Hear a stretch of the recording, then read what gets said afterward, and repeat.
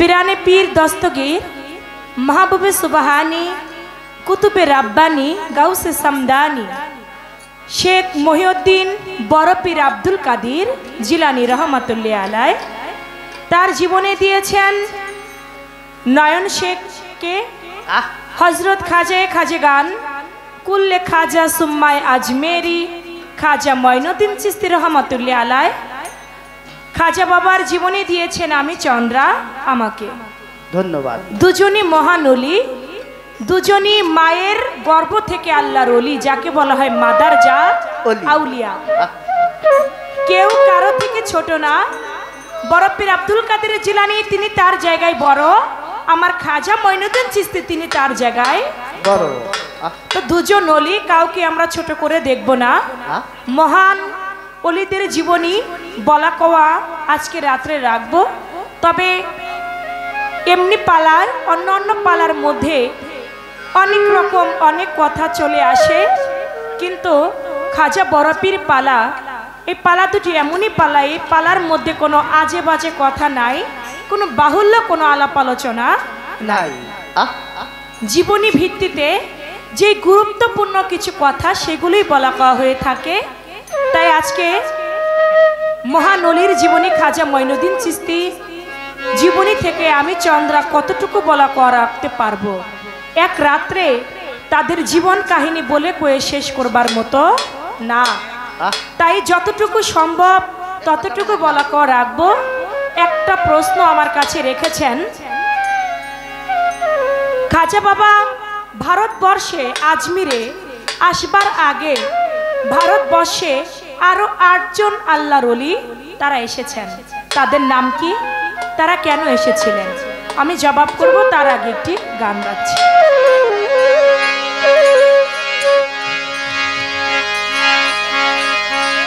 ওই দেখা যায় আকাশেতে রজবের চাঁদ উঠেছে ওই দেখা যায় আকাশেতে রজবের চাঁদ উঠেছে খাজা এসেছে তোরা দেখ বসায়া দে আমার খাজা এসেছে তোরা দেখ বসায়া দে আমার খাজা এসেছে ওই দেখা যায় আকাশেতে রজবের চাঁদ উঠেছে ওই দেখা যায় আকাশেতে রজবের চাঁদ উঠেছে খাজা এসেছে তোরা দেখ বসায়া দে আমার খাজা এসেছে তোরা দেখ বসায়া দে আমার খাজা এসেছে আরে ওই দেখা যায় আকাশেতে রজবের চাঁদ উঠেছে ওই দেখা যায় আকাশেতে রজবের চাঁদ উঠেছে খাজা এসেছে তোরা দেখ বসায়া দে ওরে খাজা এসেছে তোরা দেখ বসায়া দে আরে খাজা এসেছে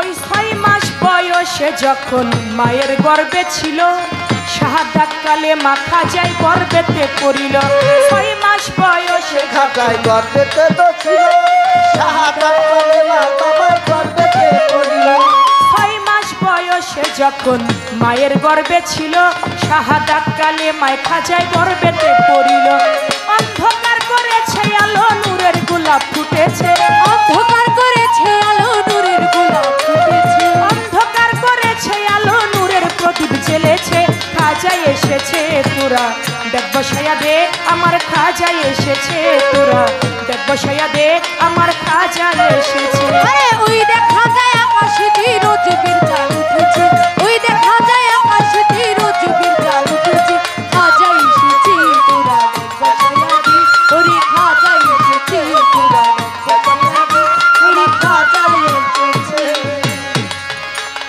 537 হিজরি রজবেরি চানে খাজা বাবাই দুলা জাগায় ভক্তগণের প্রাণে 537 হিজরি রজবেরি চানে খাজা বাবাই দুলা জাগায় ভক্তগণের মাঝে 537 হিজরি রজবেরি চানে খাজা বাবাই দুলা জাগায় ভক্তগণের প্রাণে 14 তারিখ সোমবার দিন নূরের গোলাপ ফুটেছে ওরে 14 তারিখ সোমবার দিন নূরের গোলাপ ফুটেছে 14 তারিখ সোমবার দিন নূরের গোলাপ ফুটেছে খাজা এসেছে তোরা দেখ বসায়া দে আমার খাজা এসেছে তোরা দেখ বসায়া দে আমার খাজা এসেছে ওই দেখা যায় আকাশেতে রজবের চাঁদ উঠেছে ওই দেখা যায় আকাশেতে রজবের চাঁদ উঠেছে খাজা এসেছে তোরা দেখ বসায়া দে খাজা এসেছে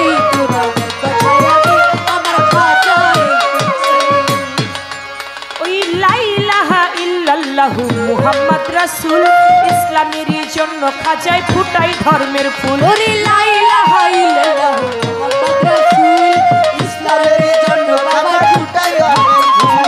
লা ইলাহা ইল্লাল্লাহু মুহাম্মদ রাসূল ইসলামের জন্য খাজায় ফুটাই ধর্মের ফুল। মায়ের গর্ভে খাজা বাবাই অলির টাইটেল পেয়েছে। মায়ের গর্ভে খাজা বাবাই অলির টাইটেল পেয়েছে। ওই মায়ের গর্ভে খাজা বাবাই অলির টাইটেল পেয়েছে।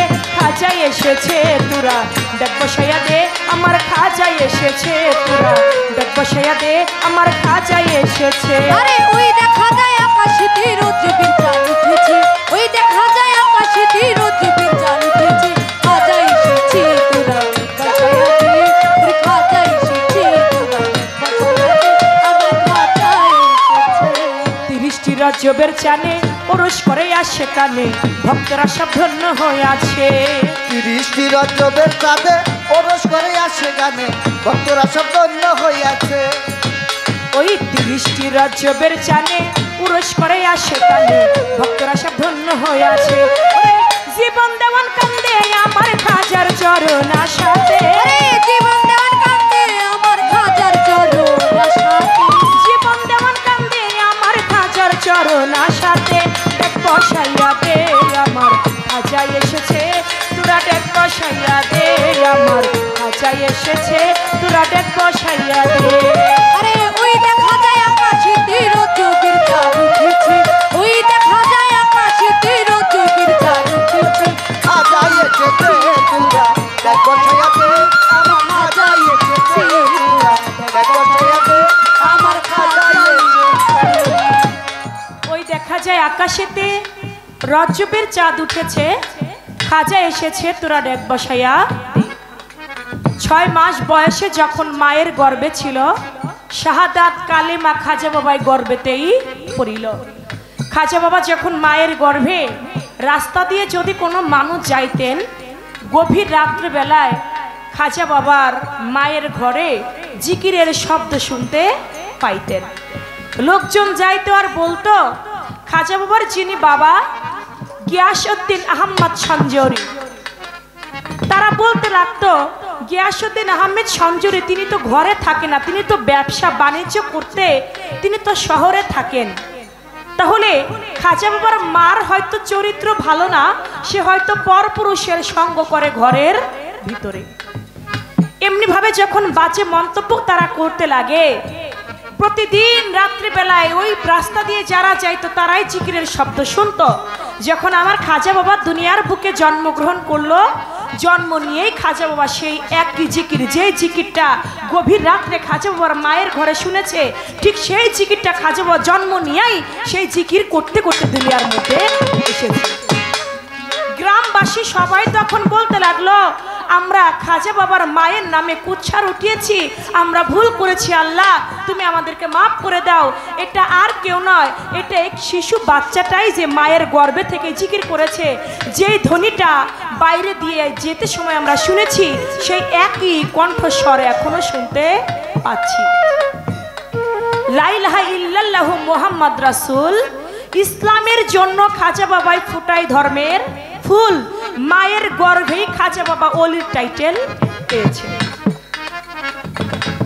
537 হিজরি রজবের চাঁদে 14 তারিখ সোমবার দিন ফজরের ওয়াক্তে জন্ম নিল দুনিয়াতে আমার খাজা গুনো মনি।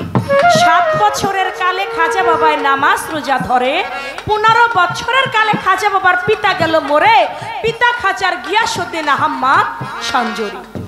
নিজস্ব এক ফল বাগানে তার যিনি বাবা গিয়াসউদ্দিন যখন মারা যায় একটা ফল বাগান রেখে যায়। খাজা বাবা ওই ফল বাগানের দেখাশোনা করে। ওই ফল বাগান যখন দেখাশোনা করে মজ্জুম একজন আল্লাহর ওলি খাজা বাবার ফল বাগানে আসছে। যখন আসছে খাজা বাবা ওই মজ্জুম আল্লাহর ওলিকে দেখে, বুজুর্গ ব্যক্তিকে দেখে পায়ে হাত দিয়া খাজা বাবায় কদম বুচি করতেছে। যখন কদম বুচি করে খাজা বাবার বাগান থেকে 2টা ফল ছিঁড়ে ওই বুজুর্গ ব্যক্তি ওই আল্লাহর ওলিকে দিলেন। ওই ফলটা ওই আল্লাহর ওলি খুশি চিত্তে, আনন্দ চিত্তে তিনি খাইলেন। খেয়ে অর্ধেকটা ফল চাবাইয়া আবার আমার খাজা বাবার মুখের মধ্যে দিলেন। যখন খাজা বাবার মুখের মধ্যে চাবানো ফল দিলেন, খাজা বাবা 7 তবক জমিন 7 তবক আসমান এক জায়গার মধ্যে বৈশাই তিনি দেখতে পাইলেন। যখন এক জায়গার মধ্যে বৈশাই 7 তবক জমিন 7 তবক আসমান তিনি দেখা মাত্রই খাজা বাবা বলে, আমি এখন কেমন হাল হয়ে গেল আমার, আপনি আমাকে কি ফল খাওয়াইলেন আপনার মুখে থেকে? এই ফলটা খেয়ে যে আসমানের মধ্যে কোথায় কি হচ্ছে তাও আমি দেখতে পাচ্ছি, জমিনের মধ্যে কোথায় কি হচ্ছে তাও আমি দেখতে পাচ্ছি, আপনি আমাকে দয়া করে মুরিদ করেন। সে বলে, না আমি তোমাকে মুরিদ করতে পারবো না। বলে, কেন? আপনি কেন আমাকে মুরিদ করবেন না? আমার অপরাধ কি? বলে, তোমার কোনো অপরাধ নাই বালক, তুমি আমার কাছে মুরিদ হতে চাচ্ছ, মুরিদ তারা করাইতে পারে যারা সালিকিন, যারা আল্লাহর ওলি, যারা মজজুমে সালিকিন। আর যারা মজজুম তারা কখনো মুরিদ করাইতে পারে না। আমি হচ্ছি মজজুম ওলি, আমার আশেকান হাজারো হাজার থাকবে, কিন্তু আমি কাউকে বায়াত গ্রহণ করাইতে পারবো না। যারা সালিকিন তারা বায়াত করাইতে পারবে। তুমি উসমান হারুনির কাছে যাও, তুমি উসমান হারুনির কাছে গিয়ে হাতে হাত রেখে মুরিদ হও। চলে গেল সেখান থেকে ইব্রাহিম কুন্দুজি। 17 বছর বয়স যখন আমার খাজা মঈনুদ্দিন চিশতির হইল, 17 বছর বয়সের সময় নিশাপুর গ্রামেতে হারুন নামে একটা গ্রাম আছে, ওই গ্রামে উসমান হারুনি বসত করে। উসমান হারুনির কাছে তিনি গিয়া বায়াত গ্রহণ করে। সুবহানাল্লাহ। খাজা বাবার জীবনী থেকে একটু বলা কর রাখলাম, প্রশ্ন রেখেছেন একটি। খাজা বাবা ভারতবর্ষে আসার আগে আরো 8 জন আল্লাহর ওলি তারা ভারতবর্ষে এসেছিলেন। তাদের নাম কি, তারা কেন এসেছিলেন? তারা সবাই এসেছিলেন ইসলাম প্রচার করবার জন্য। 8 জন ওলির নাম কি? একজন হচ্ছে শেখ ইউসুফ সুলতানি,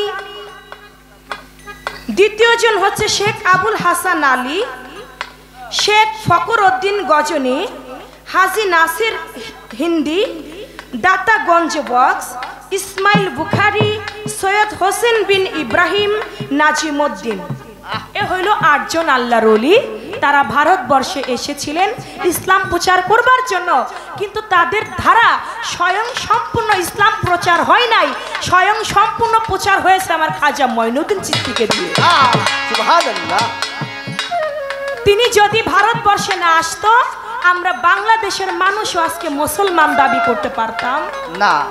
সত্য কথা। এই ইসলামের ঝান্ডা আমার খাজা মঈনুদ্দিন চিশতি তিনি উড়াইলেন, যার জন্য আমরা ইসলামের ছায়া তলে এখন আছি। এই বাংলাদেশটাও ভারতবর্ষই ছিল, এখন বাংলাদেশ হয়েছে। তাই এই ভারতবর্ষে আমার খাজা বাবা তিনি ইসলামের ঝান্ডা উড়িয়েছেন, তিনি আলোর পথ দেখিয়েছেন। আমার হুজুরে পাক সাল্লাল্লাহু আলাইহি সাল্লামের আদেশ ক্রমে খাজা বাবা আজমিরে আসেন। আরো 8 জন ওলিও এসেছিলেন, তারাও ইসলাম প্রচার করেছেন, কিন্তু আমার খাজা বাবা স্বয়ং সম্পূর্ণ ইসলাম প্রচার করে গিয়েছেন।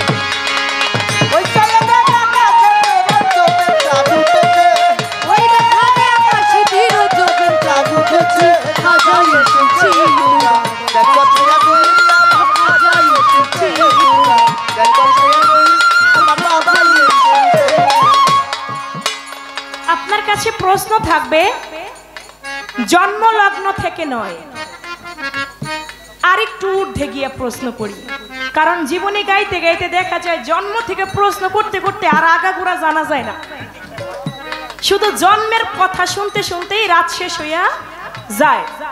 এজন্য আপনার কাছে একটু আগায় প্রশ্ন রাখবো আমি। আপনি বলবেন, আমার বরফের আব্দুল কাদের জিলানির কাছে একজন ভক্ত গেল, তিনি যাবার আগে একটা মানত করছিল যে আমি এমন একটা ইবাদত করতে চাই যে ইবাদতটা আজ পর্যন্ত পৃথিবীতে কোনো মানুষ করে নাই। ওই ইবাদত যদি আমি না করতে পারি, একদিনের ভিতর আমার স্ত্রী 3 তালাক হয়ে যাবে। কঠিন কঠিন। হ্যাঁ, এখন কি ইবাদত করবে? এত ইবাদত খুঁজে ইবাদত আর খুঁজে পায় না। কোন ইবাদত আছে যা পৃথিবীতে আজ পর্যন্ত কোনো মানুষ করে না? এমন ইবাদত আছে? ও তো খুঁজতে থাকে, কোনোভাবেই মিলাইতে পারে না যে কোন ইবাদত কোনো মানুষ পৃথিবীতে আজ পর্যন্ত করে নাই। ছোট ঢোল ছোট চিন্তা করতে করতে কোনোভাবেই পায় না। আর আবাদত যদি না করতে পারে, বউ আর তার জায়েজ থাকে না, 3 তালাক হয়ে যায়, দৌড়াই গেছে আমার বড় পীরের বাড়ি। যায় কয়, দয়াল আমি তো একটা বিপদে পড়ে গেছি। কয় কি বিপদ? কয় আমি মনের ভুলে একটা মানত করে ফেলাইছি। কয় কি মানত করছো? কয় আমি মানত করছি আমি এমন একটা আবাদত করব যে আবাদতটা সৃষ্টি থেকে এই পর্যন্ত কোনো মানুষ করে নাই। আর ওই আবাদত যদি আমি করতে না পারি, একদিনের ভিতর আমার স্ত্রী 3 তালাক হয়ে যাবে।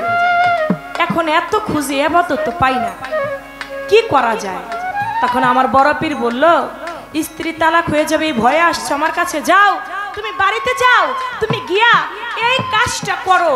এই কাজটা পৃথিবীতে সৃষ্টি থেকে এই পর্যন্ত কোনো মানুষ এখনো পর্যন্ত করে নাই। আপনি বলবেন কোন কাজটা আমার বড় পীর তাকে শিখাই দিলেন, যে কাজটা আজ পর্যন্ত কোনো মানুষ করে নাই, উনি করলেন, ওই আবাদতটা উনি করলেন, ওই কাজটা উনি করলেন, করা মাত্র তার স্ত্রী আর 3 তালাক হইল। এই একটা প্রশ্নই আপনার কাছে রইল, যেহেতু আমার বড় পীর আব্দুল কাদের জিলানীর তরিকা হচ্ছে কাদরিয়া তরিকা, আপনি বলবেন এই কাদরিয়া তরিকার দুরুদটা কি? এই বিষয় একটার ভিতরেই আরেকটি কথা আমি রেখে দিলাম, আশা করি সুন্দরভাবে জবাব দেবেন। ওই দেখা যায় আকাশে তীর যুগের চাঁদ উঠেছে, খাজা এসেছি তোরা বাঁচাইয়া দি, আমার খাজা এসেছি তোরা বাঁচাইয়া দি, আমার খাজা এসেছি। ওই দেখা যায় আকাশে তীর যুগের চাঁদ উঠেছে, ওই দেখা যায় আকাশে তীর যুগের চাঁদ উঠেছে, খাজা এসেছে তোরা দেখ বসাইয়া দে, আমার খাজা এসেছে তোরা দেখ বসাইয়া দে, আমার খাজা এসেছে তোরা দেখ বসাইয়া দে, আমার খাজা এসেছে।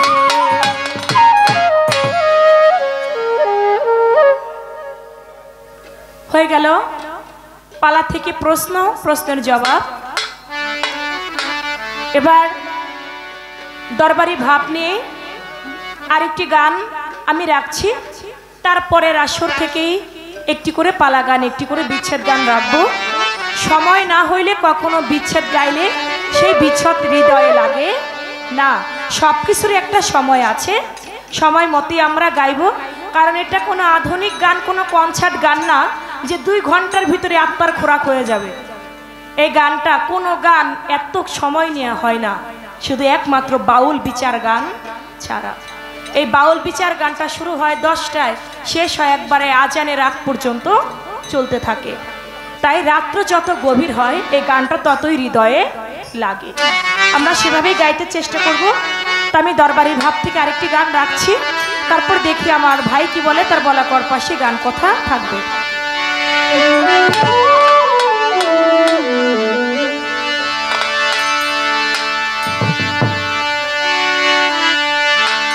তুমি আমার গলার মালা রাখবো গলে যতনে,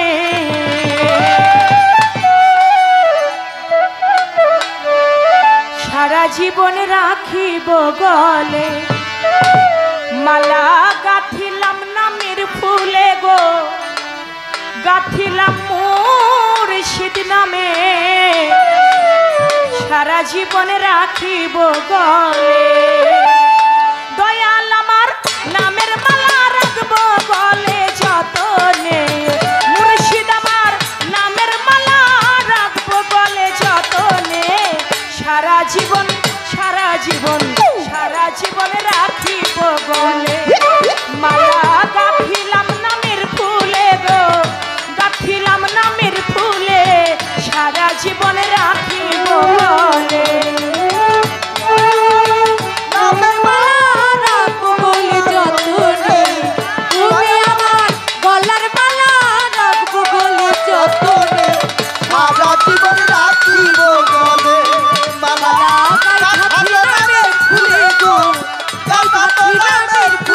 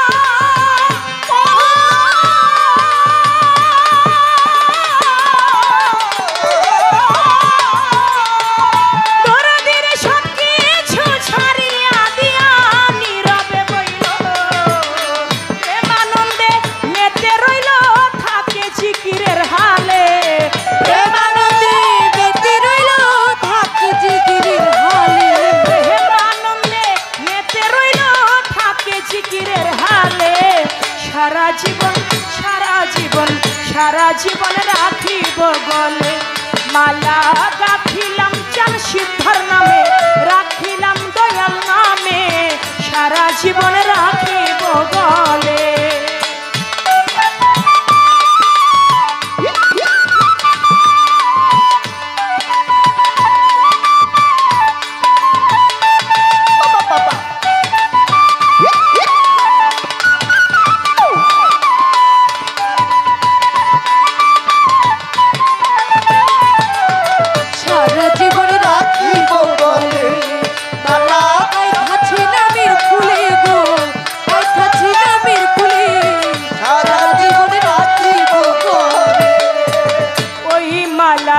ছিঁড়ে যাবার না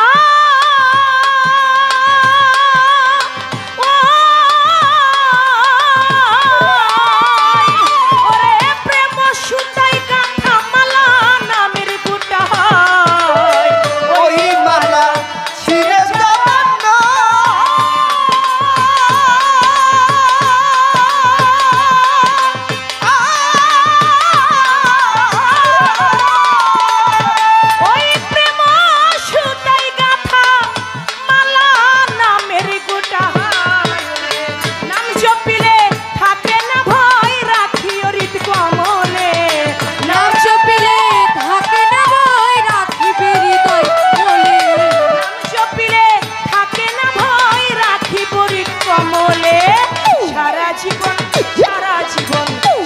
জীবন রাখিব গলে মালা গাঁথিলাম সান্নাল নামে গো গাঁথিলাম চানসা নামে সারা জীবন রাখিব গলে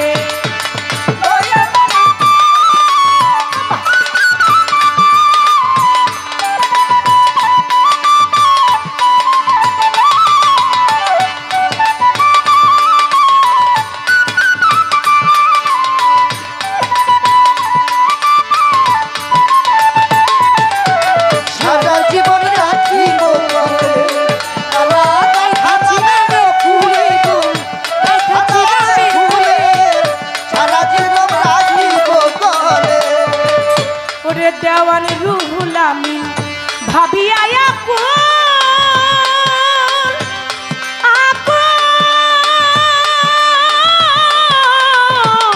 দয়াল রে ওরে মরণ কালে দিও মুর্শিদ তোমার চরণ ধূল রুহুল আমিন ভাবিয়া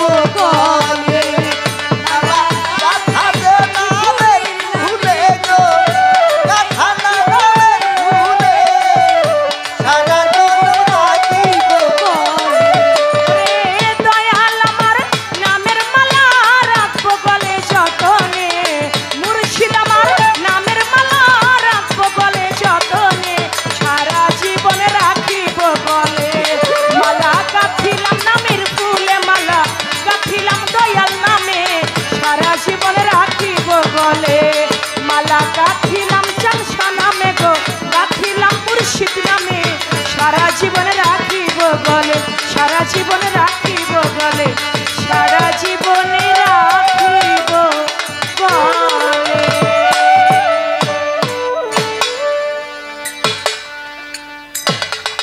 গানের মধ্য দিয়ে কাদির ভাই আমাকে একটি ফুলের মালা সঙ্গে 100 টাকা দিলেন। তার প্রতি আমি ভালোবাসা রাখি।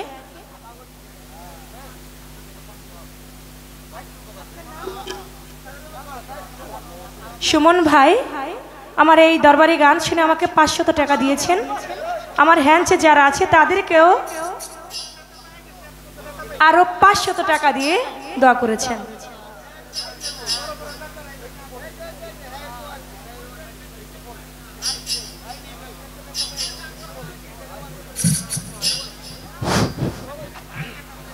সম্মানিত সুধী, গান আশা করি খুব সুন্দর হচ্ছে এবং পরস্পর আরো গান সুন্দর উপহার দিবেন রাইটে আমাদের প্রত্যাশা। রেজাউল করিম চন্দ্রা সরকারের গানে সন্তুষ্ট হয়ে তাকে 500 টাকা দিয়ে পুরস্কৃত করলেন। ম্যাডাম, কারে যৌবন দান করিব, কারে যৌবন দান করিব, এই চিন্তা সদাই করি। প্রেমের গাছে বানছি রসের হাড়ি, আমি প্রেমের গাছে বানছি রসের হাড়ি।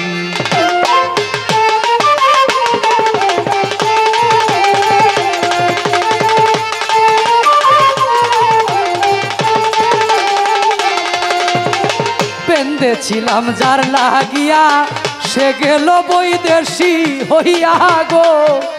ও বেঁধেছিলাম যার লাগিয়া, সে গেল বৈদেশি হইয়া গো। গাছের তলাই বইয়া বইয়া, গাছের তলাই বইয়া বইয়া, কান্দিয়া বিজয় সারি। প্রেমের গাছে বানছি রসের হাড়ি, আমি প্রেমের গাছে বানছি রসের হাড়ি।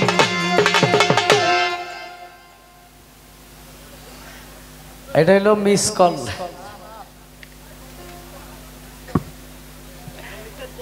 আছে না, এই দেখবেন যত লম্বা গানই থাকুক মোবাইলের মধ্যে রিংটোন হিসেবে 30 সেকেন্ডের বেশি বাজে না। ওইটা ওই দেখো। ধন্যবাদ। অতি চমৎকার করে আমার প্রশ্নের মীমাংসা করে আমার কাছে প্রশ্ন রাখলেন এবং অতি চমৎকার গান এবং খাজা মঈনুদ্দিন চিশতি রাহমাতুল্লাহ আলাইহির জীবনীর উপরে আলোচনা করলেন।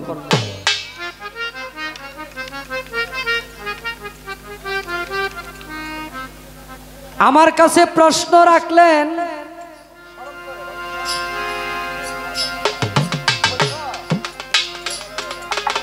টুপি তো মাথাতে আছে।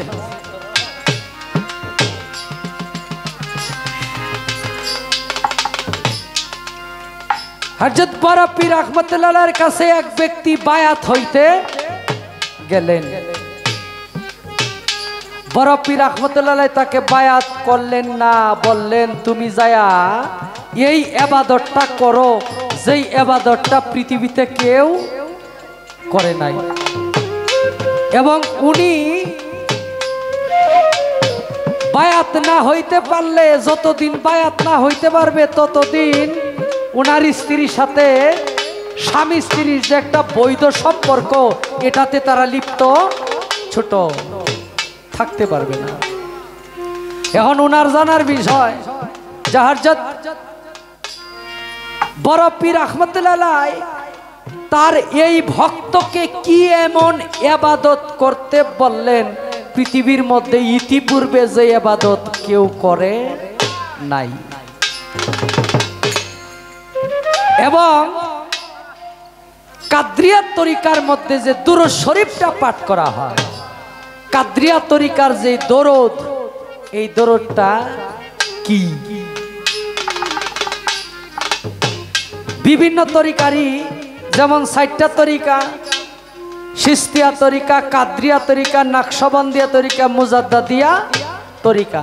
আমি যে মুজাদ্দাদিয়া তরিকার অন্তর্ভুক্ত, এই মুজাদ্দাদিয়া তরিকার যে দরদ সেটা হলো আল্লাহুম্মা সাল্লি আলা সাইয়্যিদিনা মুহাম্মাদি উসিলাতি ইলাইকা ওয়ালিয়াসাল্লাম। এরকম ভাবে সিস্তিয়া তরিকারও একটা দুরুদ আছে, কাদরিয়া তরিকারও একটা দুরুদ আছে, নকশবন্দিয়া তরিকারও একটা দুরুদ আছে। এখন আমার কাছে প্রশ্ন, উনার যে কাদরিয়া তরিকার বড় পীর রহমাতুল্লাহর যে তরিকা কাদরিয়া তরিকার দরুদ শরীফটা কি?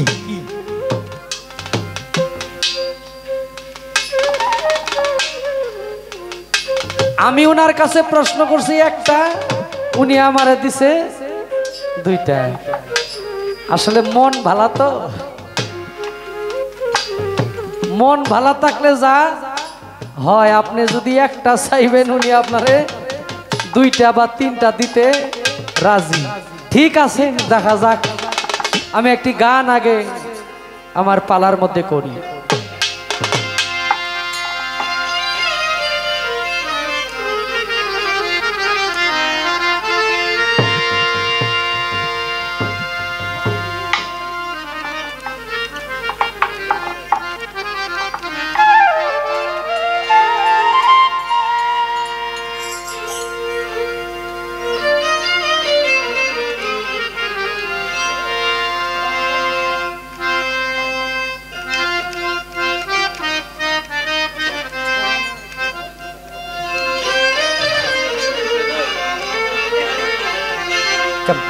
মহিয়দ্দিন নাম কি তোমার, দানকারী ইসলামের নবপ্রাণ।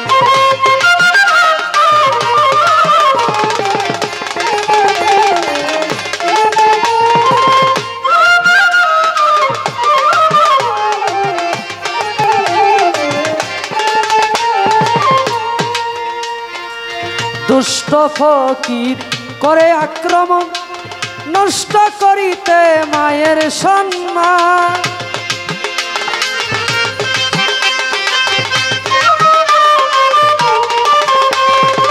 দুষ্ট ফকির করে আক্রমণ, নষ্ট করিতে মায়ের সম্মান।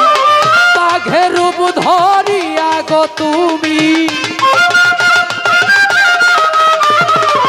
বাঘের রূপ ধরিয়া গো তুমি, করিলে ফকিরের জান কুরবান। বড় পীর আমার কি আর সাধ্য আছে গাইতে তোমার গুণগান, আমার কি আর সাধ্য আছে গাইতে তোমার গুণগান।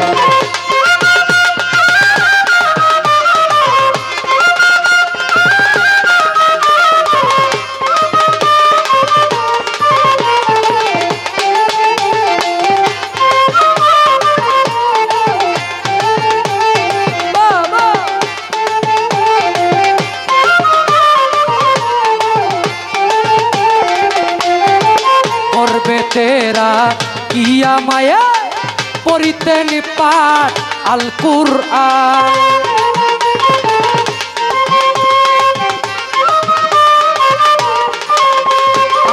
গর্বে তেরা কিয়া মায়ে পড়িতে নিপাট আল কুরআন। 18 সিফারা কুরআন, 18 সিফারা কুরআন মুখস্থ করিয়া জান। বড় পীর আমার কি আর সাধ্য আছে গাইতে তোমার গুণগান। বড় পীর আমার কি আর সাধ্য আছে গাইতে তোমার গুণগান।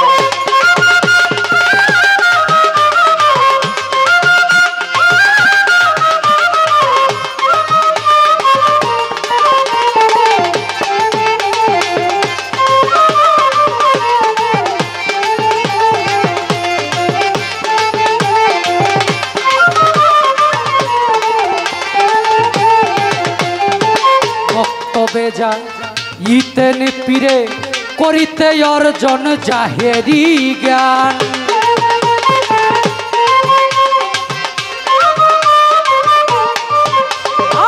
ভক্ত বেজা ইতেন পীরে করিতে অর্জন জাহেরি জ্ঞান।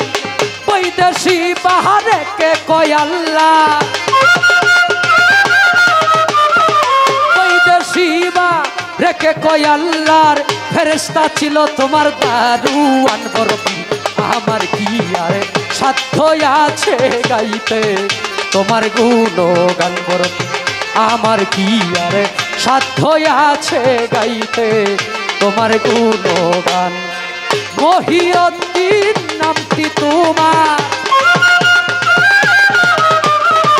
মহিউদ্দিন নামটি তোমার দানকারী ইসলামের নব প্রাণ বড় পীর আমার কি আর সাধ্য আছে গাইতে তোমার গুণগান বড় পীর আমার কি আর সাধ্য আছে গাইতে তোমার গুণগান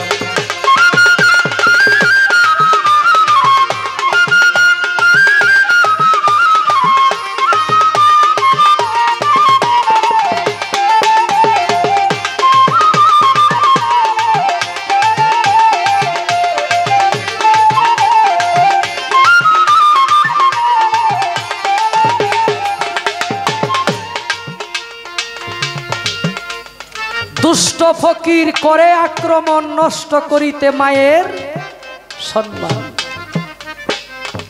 পৃথিবীর মধ্যে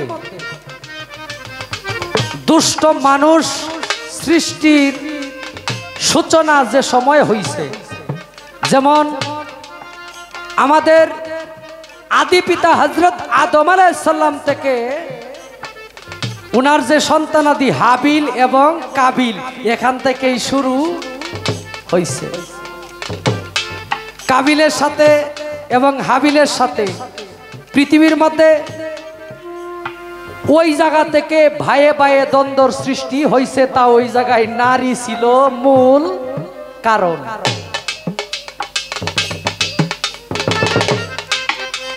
দুই ভাই আগের যুগে ওই আদম আলাইহিস সালামের যুগে সন্তান হইতো জোড়ায় জোড়ায় এক জোড়া সন্তান হইতো একটা হইতো মেয়ে আরেকটা হইতো ছেলে এই পাডের সন্তানকে ছেলেকে পরের পাডে যেই মেয়ে সন্তান হইতো তার সাথে বিবাহ দিত এইভাবে দেখা গেল হাবিল এবং কাবিল এই দুই ভাইয়ের মধ্যে যখন দুইজনের মধ্যে এই নারী ভাগাভাগি হবে একজনেরটা বেশি সুন্দর আর একজনেরটা কম সুন্দর ওই জায়গা থেকে তাদের ভাইয়ে ভাইয়ে মারামারি লাইগা একজন আরেকজনকে হত্যা করে ফেলছে হযরত বড় পীর রাহমাতুল্লাহ আলাইহি যখন মায়ের গর্ভে আগের যুগে কিন্তু এখন দেখবেন পাম্পের মধ্যে গ্যাস পাম্পে বিভিন্ন বড় বড় অনুষ্ঠানের মধ্যে হলো ভিক্ষুক থাকে মানুষের বাড়ি বাড়ি খুব কমই যায় মানুষ কইতো যে ফকিরের হইল পায়ে লক্ষ্মী পায়ের মধ্যে হইল তাদের লক্ষ্মী মানে যত হাঁটবো তত তাদের অর্থ উপার্জন হবে এখন দেখবেন গ্রামগঞ্জে ফকির ভিক্ষুক কুজ্জা খুব কমই পাওয়া যায় এগুলারে পাইবেন কই গ্যাস পাম্পে কিছুদিন আগে আমাদের ভৈরব ব্রাহ্মণবাড়িয়া গানে যাই এখন আমি গ্যাস পাম্পে অনেক সময় গাড়ি থেকে দরকার না লাগলে নামি না এক মহিলা ভিক্ষুক আইছে টাকার লেগে আমারে কইতেছে কয় আল্লাহর রাস্তে আমারে কিছু ভিক্ষা দেন তখন আমি বললাম যে আসলে আল্লাহর রাস্তে চাওয়াটা শরীয়ত বিরোধী শরীয়ত সম্মত না হাদিস শরীফে আসছে কোন ভিক্ষুক যদি আল্লাহর রাস্তে কোনো মানুষের কাছে কোনো কিছু চায় সেই ব্যক্তির উপরে আল্লাহর নালত থাকে আর যেই ব্যক্তি আল্লাহর রাস্তে চাওয়ার পরে দিতে পারলো না তার উপরে আল্লাহর নালত থাকে এখন আল্লাহর রাস্তে চাওয়াটা কারো কাছে যায় না যদি আল্লাহর রাস্তে আপনার কাছে চাই আল্লাহর দোহাই দিয়ে আল্লাহর রাস্তে চাইলাম এখন আল্লাহর দোহাই দিলে তো আপনার জীবন পর্যন্ত দিয়া দেওয়া ফরজ তো ওই জায়গায় আমার কাছে টাকা নাই আমি দিব কেমনে তাইলে আমি বিপদে পড়ছি না আর যে ব্যক্তি আল্লাহর রাস্তে চাইলো আপনার কাছে হে তো আপনার বিপদে ফালাইছে এই কারণে কোন ফকির আল্লাহর রাস্তে ভিক্ষা চাইলে তাকে এই বিষয়টা শিখে দেয় আল্লাহর রাস্তে চাইবেন না বলেন আমি খাবার জন্য আমারে ভিক্ষুক হিসাবে কিছু দেন আল্লাহর রাস্তে একটা তখন কইলাম যে বাবা মাফ করবেন আল্লাহর রাস্তে চাইবেন না আল্লাহর রাস্তে না চাইয়া এমনে চাইবেন নেন 10 টাকা কয় দিলে দিবে, না দিলে নাই, এত জ্ঞান দেশ কে আমারে কয়। আমি কই বাবা খাই ভিক্ষুকরে একটু মানে হাদিসটা বুঝাইলাম, হ্যাঁ এটা শুনতে রাজি না। একটু পরে আমারে লাঠি দেয়, কয় দিলে দিবে, না দিলে কথা কইস নাই যে আমারে লাঠি দিয়ে বাড়ি দিব। এই অবস্থা। তো এই ভিক্ষুক হযরত বড় পীর রহমাতুল্লাহের মায়ের গর্ভে যখন বড় পীর রহমাতুল্লাহ ছিলেন, ভিক্ষুক যায়া ভিক্ষা চায়। আবু সালেহ মুসা জঙ্গি যিনি হযরত বড় পীর রহমাতুল্লাহের পিতা, তিনি বাড়িতে ছিলেন না। এখন মা উম্মুল খায়ের মা ফাতেমা ঘরের ভিতর থেকে চিন্তা করে বাড়িতে কোনো পুরুষ মানুষ নাই, আমি একা মহিলা মানুষ বাড়িতে, একটা পুরুষ মানুষের গলা শুনে তো বাহিরে যাওয়া যায় না। আর বড় পীর রহমাতুল্লাহের মা কি বাহিরে পর পুরুষের সামনে যাওয়ার মানুষ? তখন একে একে 3 বার যখন ডাকলেন, তখন চিন্তা করলেন ফকিরকে তো খালি হাতে ফিরাইয়া দেওয়া যায় না। ঘরের ভিতর থেকে পর্দার আড়াল থেকে ভিক্ষা যখন দিলেন, ফকিরে হাত কানা দেইকা তার ভিতরে কুমন্ত্রণার জাগ্রত হয়ে গেল। চিন্তা করতেছে যেই মহিলার হাতই এত সুন্দর, না জানি এই মহিলা কত সুন্দর। এই চিন্তা কইরা শয়তানের আসওয়াসাই পইরা হাত ভিক্ষা না নিয়া হাত ধইরা টানাটানি শুরু করলেন ইজ্জত হরণ করার জন্য। আরে যেই গর্বে বড় পীর আইব, এই মায়ের ইজ্জত হরণ করব, পৃথিবীর এমন কোন ফকির আছে না। তখন হযরত বড় পীর রহমাতুল্লাহ মায়ের গর্ভ থেকে নাবিমূল দ্বারা বাহির হইয়া বাঘের রূপ ধারণ করিয়া সেই ফকিরকে হত্যা করে আবার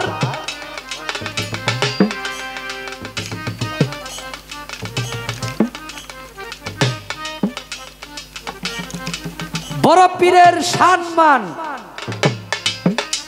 মহিউদ্দিন নামটি তোমার দানকারী, ইসলামের নবপ্রাণ, মানে ইসলামকে পুনর্জীবিত কারী, ইসলামের পুনর্জীবিত কারী। এবং যেই ব্যক্তির শরীরে এই মহিউদ্দিন নাম উপাধি পাওয়ার পিছনে অনেক ইতিহাস খুঁজে পাওয়া যায়। দেখা গেছে নদীর পাড়ে দিয়ে একদিন বড় পীর রহমাতুল্লাহ হাঁটতেছে, হাঁটতে হাঁটতে দেখে একজন দুর্বল ব্যক্তি ওই জায়গায় বসে রয়েছে, হাঁটতে পারে না, চলতে পারে না, কোনো কিছু করতে পারে না। বড় পীর রহমাতুল্লাহ দয়া হইল, মাথায় হাত বুলায় দিলেন, সেই ব্যক্তি আবার সবল হয়ে গেলেন, মানে পুনর্জীবন দানকারী মহিউদ্দিন নামের উপাধি তখন পাইলেন। পৃথিবীর মধ্যে ঘরে যদি কোনো ব্যক্তি ইবাদত করে, সেই ঘরটা হইল যেই ঘর সেই ব্যক্তির মায়ের সেবা করার জন্য হযরত বড় পীর রহমাতুল্লাহ হুকুম দিয়েছিলেন। পৃথিবীর মধ্যে এমন কোনো ইবাদত নাই দলিল সম্মত যে ইবাদত কোনো ব্যক্তি করে নাই, আপনি এমন ভাবে পেছ লাগাইয়া দিলেন। কয় পৃথিবীর মধ্যে কোনো ব্যক্তি ইবাদত করে নাই, তারে পাঠাইছে যে তুমি যাইয়া ঘরে ইবাদতটা করো। আগে সেই ব্যক্তির দিকে তার মা বাবা রাজি খুশি ছিল না, যেই ব্যক্তির যেই সন্তানের দিকে তার মা বাবা রাজি খুশি না, সেই সন্তান যদি নবীর দেখাও পা, সেই ব্যক্তি নিজের নবীর উম্মত হিসাবে গণ্য করতে। আল্লাহর রসুল এবং ওলি থেকে রসুল থেকে আল্লাহ পর্যন্ত পৌঁছানোর জন্য প্রথম ধাপ হইল প্রত্যেকটা ব্যক্তির তার পিতা এবং মাতা। আপনি যত বড় পীর সাহেবেরই চরণ ধরেন, আপনি পীরের দিদার লাভ করতে পারবেন না, তরিকা হাসিল করতে পারবেন না, যতক্ষণ পর্যন্ত আপনার প্রতি আপনার মা বাবা রাজি খুশি না হবে। 2 নাম্বার প্রশ্ন, যেই দুরুদটা আপনার কাদরিয়া তরিকার মানুষ পড়ে, সেই দুরুদটা কি? আল্লাহুম্মা সাল্লি আলা সাইয়্যিদিনা মাওলানা মুহাম্মাদি ওয়া আলা আলি সাইয়্যিদিনা মাওলানা মুহাম্মাদি ওয়া বারিক আলা সাল্লিম। এই দুরূদ যদি কোনো ব্যক্তি সারা দিনে অসংখ্যবার পরে, এটার বান্দা আছে 200 বার 100 বার, এটা হইল ফজরের নামাজের পরে এবং এশার নামাজের পরে, ফজর নামাজের পরে এবং এশার নামাজের পরে, এশার নামাজের পরে বা ফজর নামাজের পরে, এবং সারা দিনে অসংখ্যবার জপনার একটা সীমাবদ্ধতা এই কাদরিয়া তরিকার মধ্যে দিয়ে দেওয়া হয়েছে। আপনার কাছে আমার প্রশ্ন থাকবে, এখন কিছু মানে অটোমেটিক কিছু প্রশ্ন আছে যেগুলার মধ্যে আপনাদের একটু খেয়াল রাখতে হবে। আচ্ছা, আমরা শুনছি না জীবনী পড়া অনেক শিল্পীরা, অনেক বাউলারা গাইছে হযরত খাজা মাইনুদ্দিন চিশতি রাহমাতুল্লাহ আলাইহি আনা সাগরের পানি তার লুটার ভিতরে বা ঘটির ভিতরে বর্ষি। এই আনা সাগরের পানি, আনা সাগরটা কিন্তু এটা কোনো বালতি না, হ্যাঁ, এটা কোনো ফুসকুনিও না, এটা কোনো কূপও না। এত বড় একটা সাগরের পানি একটা ছোটনি ঘটির মধ্যে বইরে লাইল, হ্যাঁ, এটা কি মন্ত্র দ্বারা পানিটা বর্ষি নেই? মন্ত্রটা একটু কঞ্জেছে দেখবো, আমরা কইলে কামটাম হয়নি কি? এই জায়গায় একটা মন্ত্র ছিল, সেই মন্ত্রটা কি? কি এমন মন্ত্র কইলেই পানিটা আইসা গঠির মধ্যে ভইরা গেল, আনা সাগর শুকায় গেল? এটার কারণ, এটার মন্ত্রটা কি?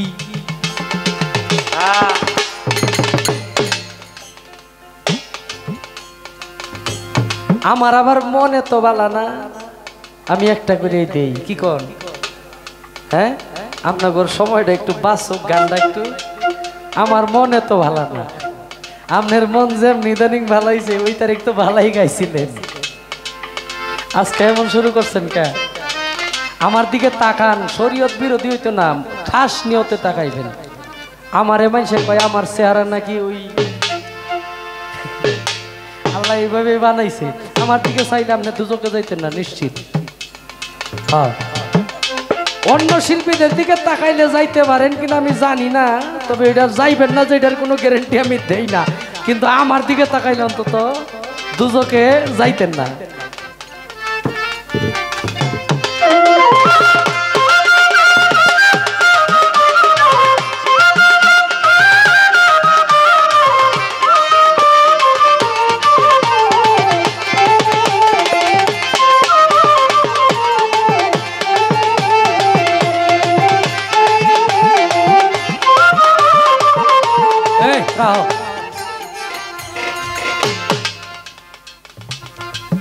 একটু একটু মানে বালা না হইয়া দেখি কেমন লাগে।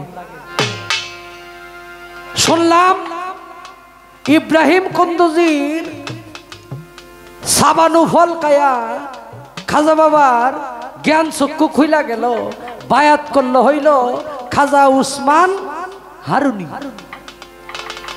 খাজা উসমান হারুনি রাহমাতুল্লাহ আলাইহি হযরত খাজা মাইনুদ্দিন চিশতি রাহমাতুল্লাহ আলাইহিকে যে বায়াত করাইছিলেন, একটা বস্তুর উপরে বসায়া বায়াতটা করাইছিলেন, সেই বস্তুটার নাম কি এবং যেই বস্তুটার উপরে বসায়া খাজা বাবাকে বায়াত গ্রহণ করাইছিলেন সেই বস্তুটা পরে কি করা হয়েছিল?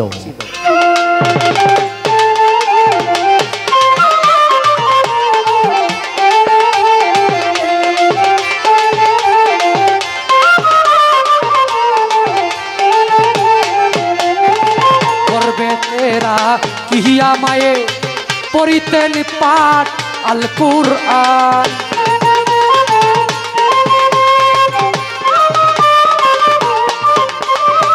করবে তেরা কিয়া মায়ে করিতেন পাঠ আল কুরআন, 18 সিফারা কুরআন,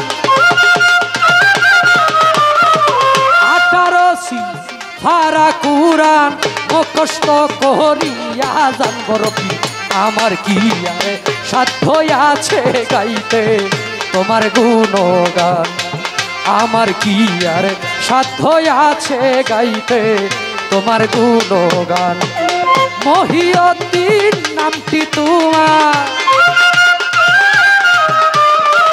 মহিউদ্দিন নামটি তোমার দানকারী ইসলামের নব প্রাণ বরফি আমার কি আরে সাধ্য আছে গাইতে তোমার গুণগান বরফি আমার কি আর সাধ্য আছে গাইতে তোমার গুণগান সখী গো সখী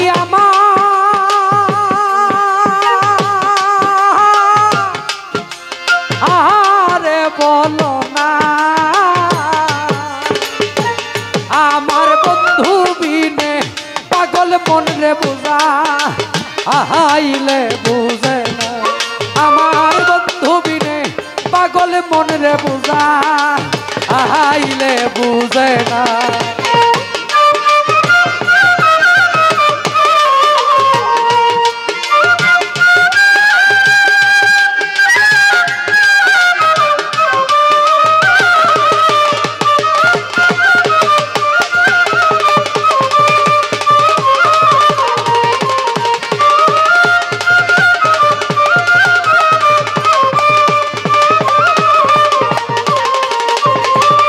সাথে সাথে প্রেম করিয়া গো ও তারে দিলা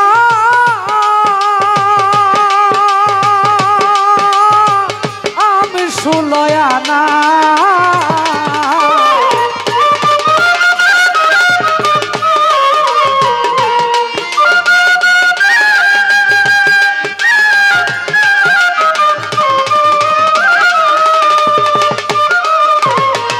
সাথে সাথে ঠেকছি ফাদে গো তারে দিয়া আসলয়ানা আমার পান পাকিও রাজেতে ছায়ার ধো ওর জমানে না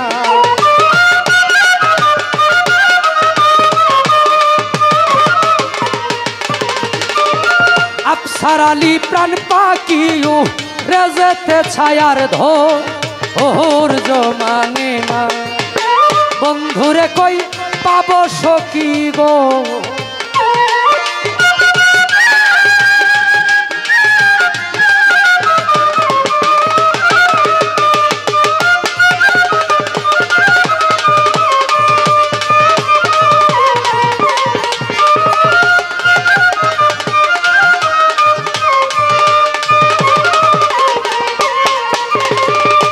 আগুন জ্বালাইয়া গেলা রে আগুন নিবা আইলে নিবে না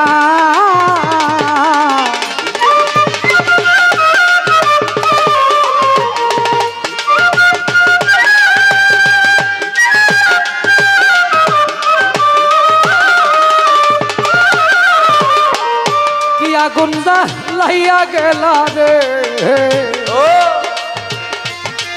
আগুন নিবা আইলে নিবে না আগুন জল ডালিলে পারে দ্বিগুণ পা আহাই কি বলো না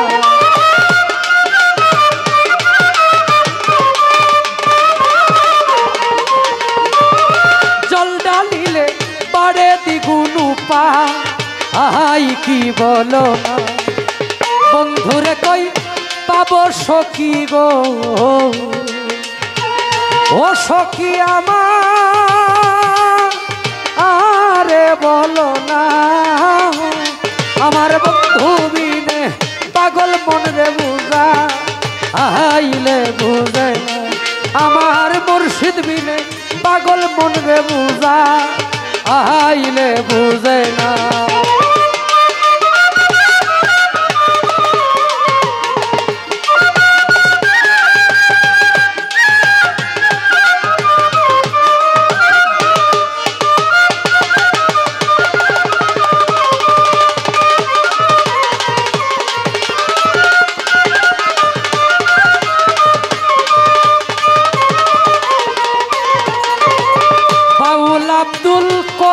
বলে গো ও সখী অন্তরের বেদনা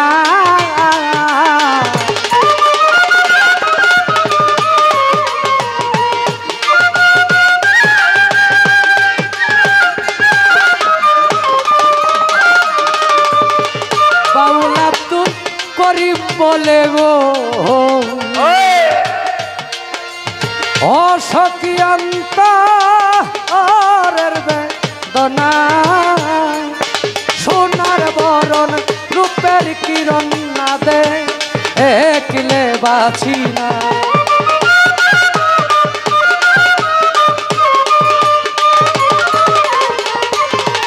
আরে সোনার বরণ রূপের কিরণ না দে একলে বাছি না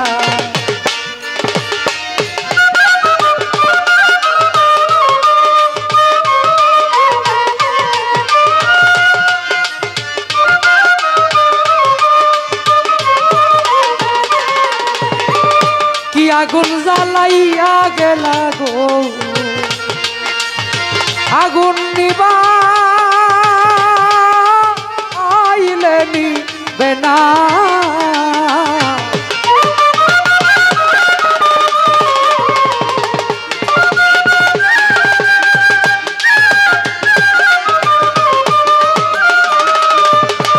কি আগুন জ্বালাইয়া গেলি রে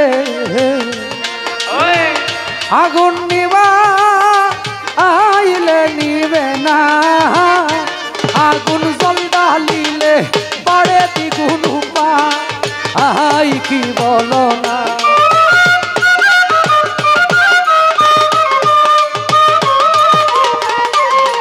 আগুন জল ডালিলে বাড়ে দ্বিগুণ হইল ও কি যন্ত্রণা বন্ধুরে কই পাব সখী গো ও সখী আমারে বলো না আমার বন্ধু বিনে পাগল মন রে বুঝা আইলে বুঝে না আমার বন্ধু বিনে পাগল মন রে বুঝা আইলে বুঝে আমার চান সিদ্ধা বিনে পাগল মন রে বুঝা আইলে বুঝে না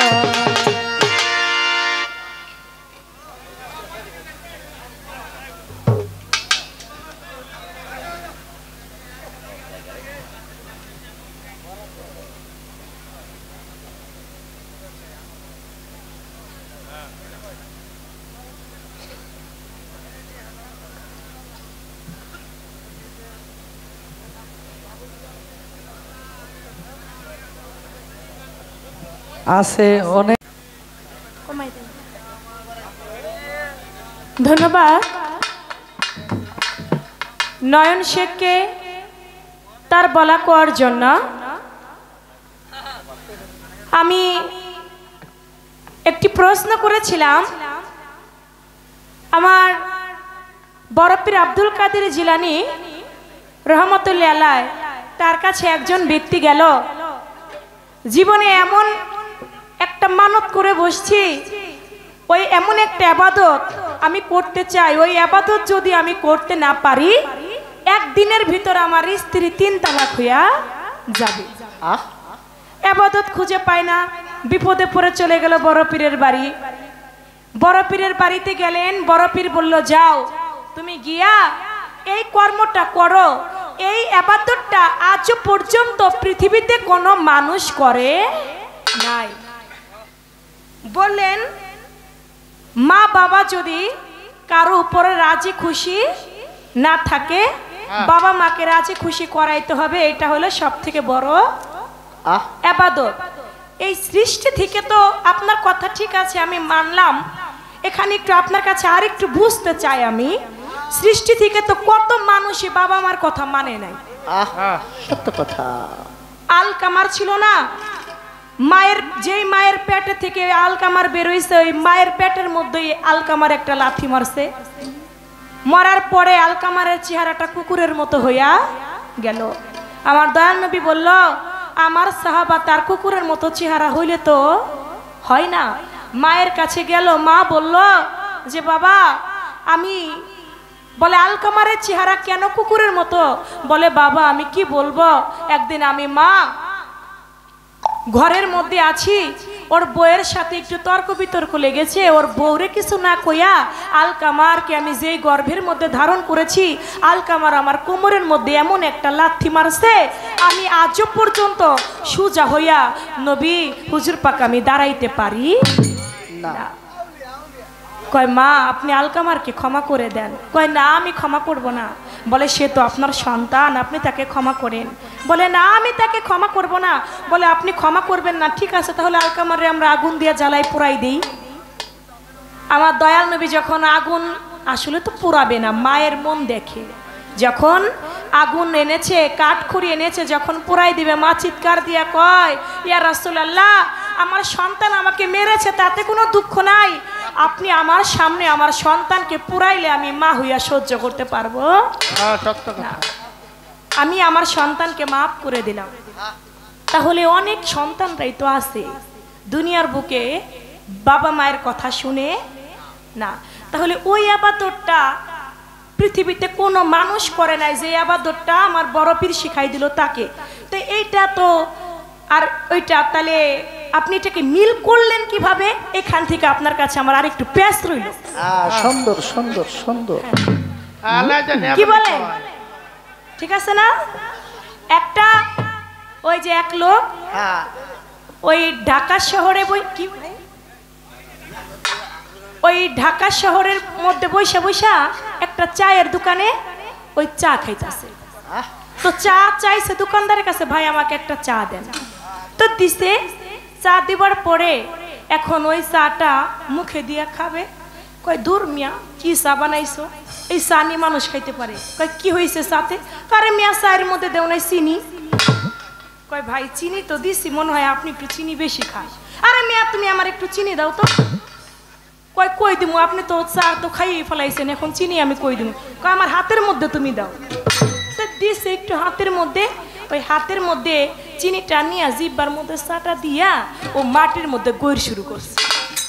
এখন দোকানে আরো কয়েকজন লোক ছিল, তারা বলতে লাগে এই চিনির মধ্যে মনে হয় কোনো বিষ ছিল, নাইলে কি কারণে চিনি খাইয়াও মাটির মধ্যে কেন গৈর দিল? পাশে ছিল পুলিশ। পুলিশে আইসা দোকানদারের দোকানে এক বস্তা চিনি ছিল রাস্তার মধ্যে দিছে ফালাইয়া, দোকানদারে তো ইচ্ছা মতো মায়ের শুরু করছে। কতক্ষণ ভর ওই গড়াগড়ি করছে ওই মাটির মধ্যে দিয়া। যখন মাটির মধ্যে দিয়ে গড়াগড়ি করছে, কিছুক্ষণ পরে উঠছে, উঠে এখন প্যান ঝাড়তাছে। প্যান ঝাড়ে। কয় কি রে ভাই প্যান ঝাড়তাছেন যে? কয় আরে মিয়া পাই ভাই তো 5টা টাকা চাই, তার জন্য মুখটা এমন কালা করে রাখছে, মনে হয় 50,000 টাকা পাইব আমার কাছে। আরে দিতাছি তো, এত এমন। কয় ভাই তোর 5 টাকা দেওয়ার দরকার নাই আমার, তুই প্রয়োজনে আমার কাছ থেকে 50 টাকা নিয়ে যা, কিন্তু তুই যে আমারে এই যে চিনি চাইলি, চায়ের মধ্যে চিনি হয় নাই, তুই চা পুরোটাই খাইলি, আবার হাতের মধ্যে একটু চিনি চাইলি আমি তোরে দিলাম, তুই চিনিটা খাইয়া ভাই গৈট দিলি কেন? এই গৈটটা দিলি কেন এইটা তুই আমার একটু কম।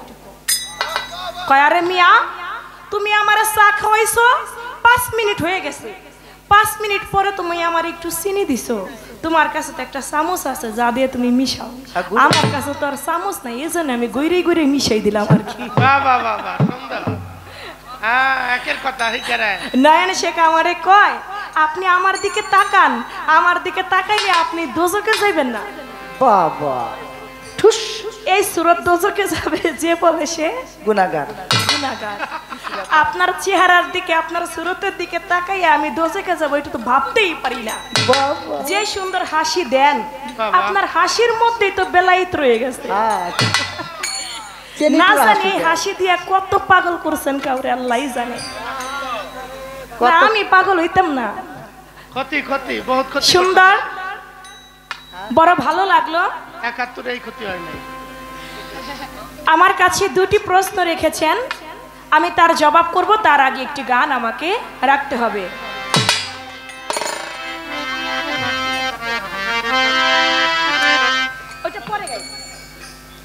আমি আমার পালা অনুযায়ী একটি গান রাখছি, তারপরে প্রধান অতিথি সাহেবের একটা গান আছে, এটাও জীবনের মধ্যে পড়ে, তারপরে একটু ভারী গানটা আমাকে রাখতে হবে পালার ভিতর থেকে, তাই আমি সেই গানটি রাখছি আগে, তারপরে এই গানটি রাখবো।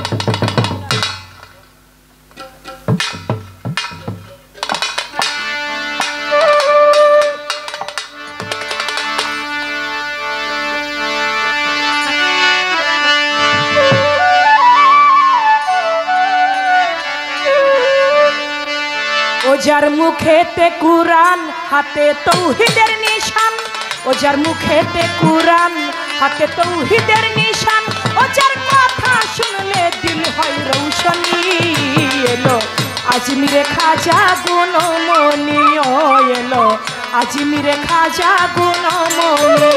ও যার মুখেতে কুরআন হাতে তৌহিদের নিশান, ও যার মুখেতে কুরআন হাতে তৌহিদের নিশান, ও যার কথা শুনলে দিল হয় রৌশনী, এলো আজমিরে খাজা গুণমণি, ও এলো আজমিরে খাজা গুণমণি। ও যার মুখেতে কুরআন হাতে তৌহিদের নিশান, ও যার মুখেতে কুরআন হাতে তৌহিদের নিশান, ও যার কথা শুনে হয় রৌশনী, এলো আজমিরে খাজা গুণমণি, ও এলো আজমিরে খাজা গুণমণি। একদিন স্বপ্ন যুগে রাসূল ডাকিয়া বলে, শুনো গো আমার খাজা প্রিয়া, একদিন স্বপ্ন আমার খাজা প্রিয়া, ওগো শোনো মোর খাজা প্রিয়া।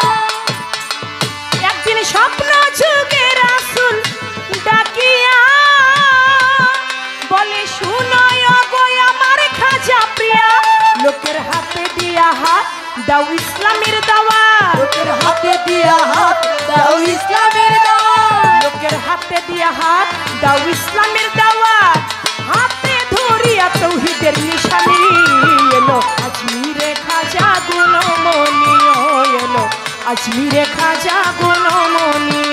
ও যার মুখেতে কুরআন হাতে তৌহিদের নিশান, ও যার মুখেতে কুরআন হাতে তৌহিদের নিশান, ও যার কথা শুনে দিল হয় রৌশনী, এলো আজমিরে খাজা গুণমণি, ও এলো আজমিরে খাজা গুণমণি।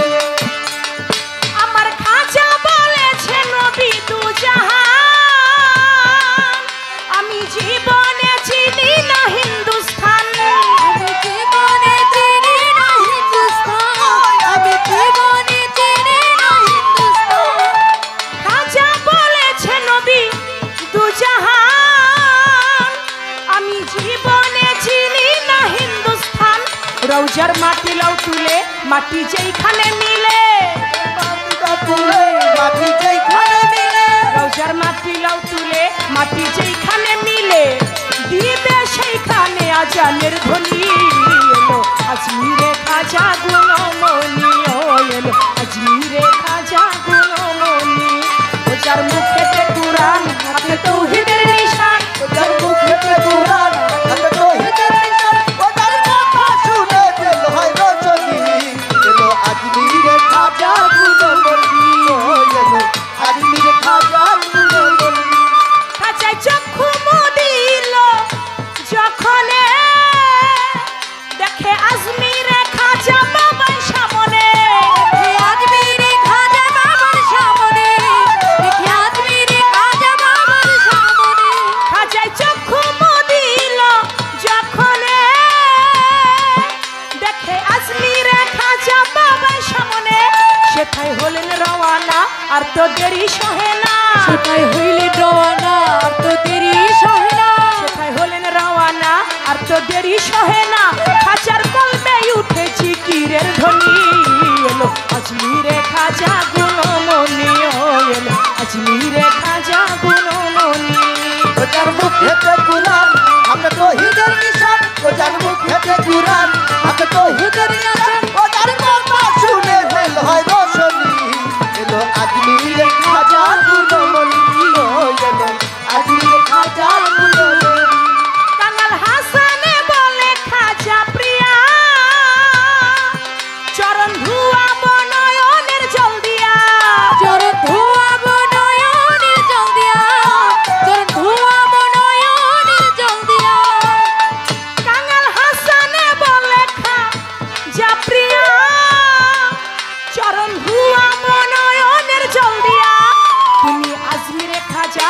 ঢাকায় হলো ইসরায়েল শাহ আজমিরে খাজা গোলা হালাই ইসরায়েল শাহ তুমি আজমিরে খাজা ঢাকায় হলো ইসরায়েল শাহ তোমার ললাটে জ্বলতেছে নুরানি এলো আজমিরে খাজা গুণমণি ও এলো আজমিরে খাজা গুণমণি ও যার মুখেতে কুরআন আগে তৌহিদের নিশান ও যার মুখেতে কুরআন আগে তৌহিদের নিশান ও যার কথা শুনে হয় রজনী এলো আজমিরে খাজা গুণমণি ও এলো আজমিরে খাজা গুণমণি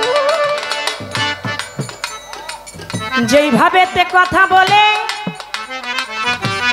কথা ভুলি নাই ধীরে ধীরে তাহার কথার জবাব দিতে চাই ধন্যবাদের পূর্ণ বেটা ধন্যবাদ দেই তারে ওরে যেইভাবে তে আমার কাছে জিজ্ঞাসা করে আমি বাকি কিছু রাখবো না বাকি কিছু রাখবো না করব কথার বর্ণনা বাকি কিছু রাখবো না করব কথার বর্ণনা বাকি কিছু রাখবো না আমার কাছে জিজ্ঞাসা করে আমার গুণের ভাই ধীরে ধীরে তাহার কথার জবাব দিতে চাই কেমন জানি করে আজকে আমার নয়ন ভাই বন্ধু হে এ বন্ধু হে এ বন্ধু হে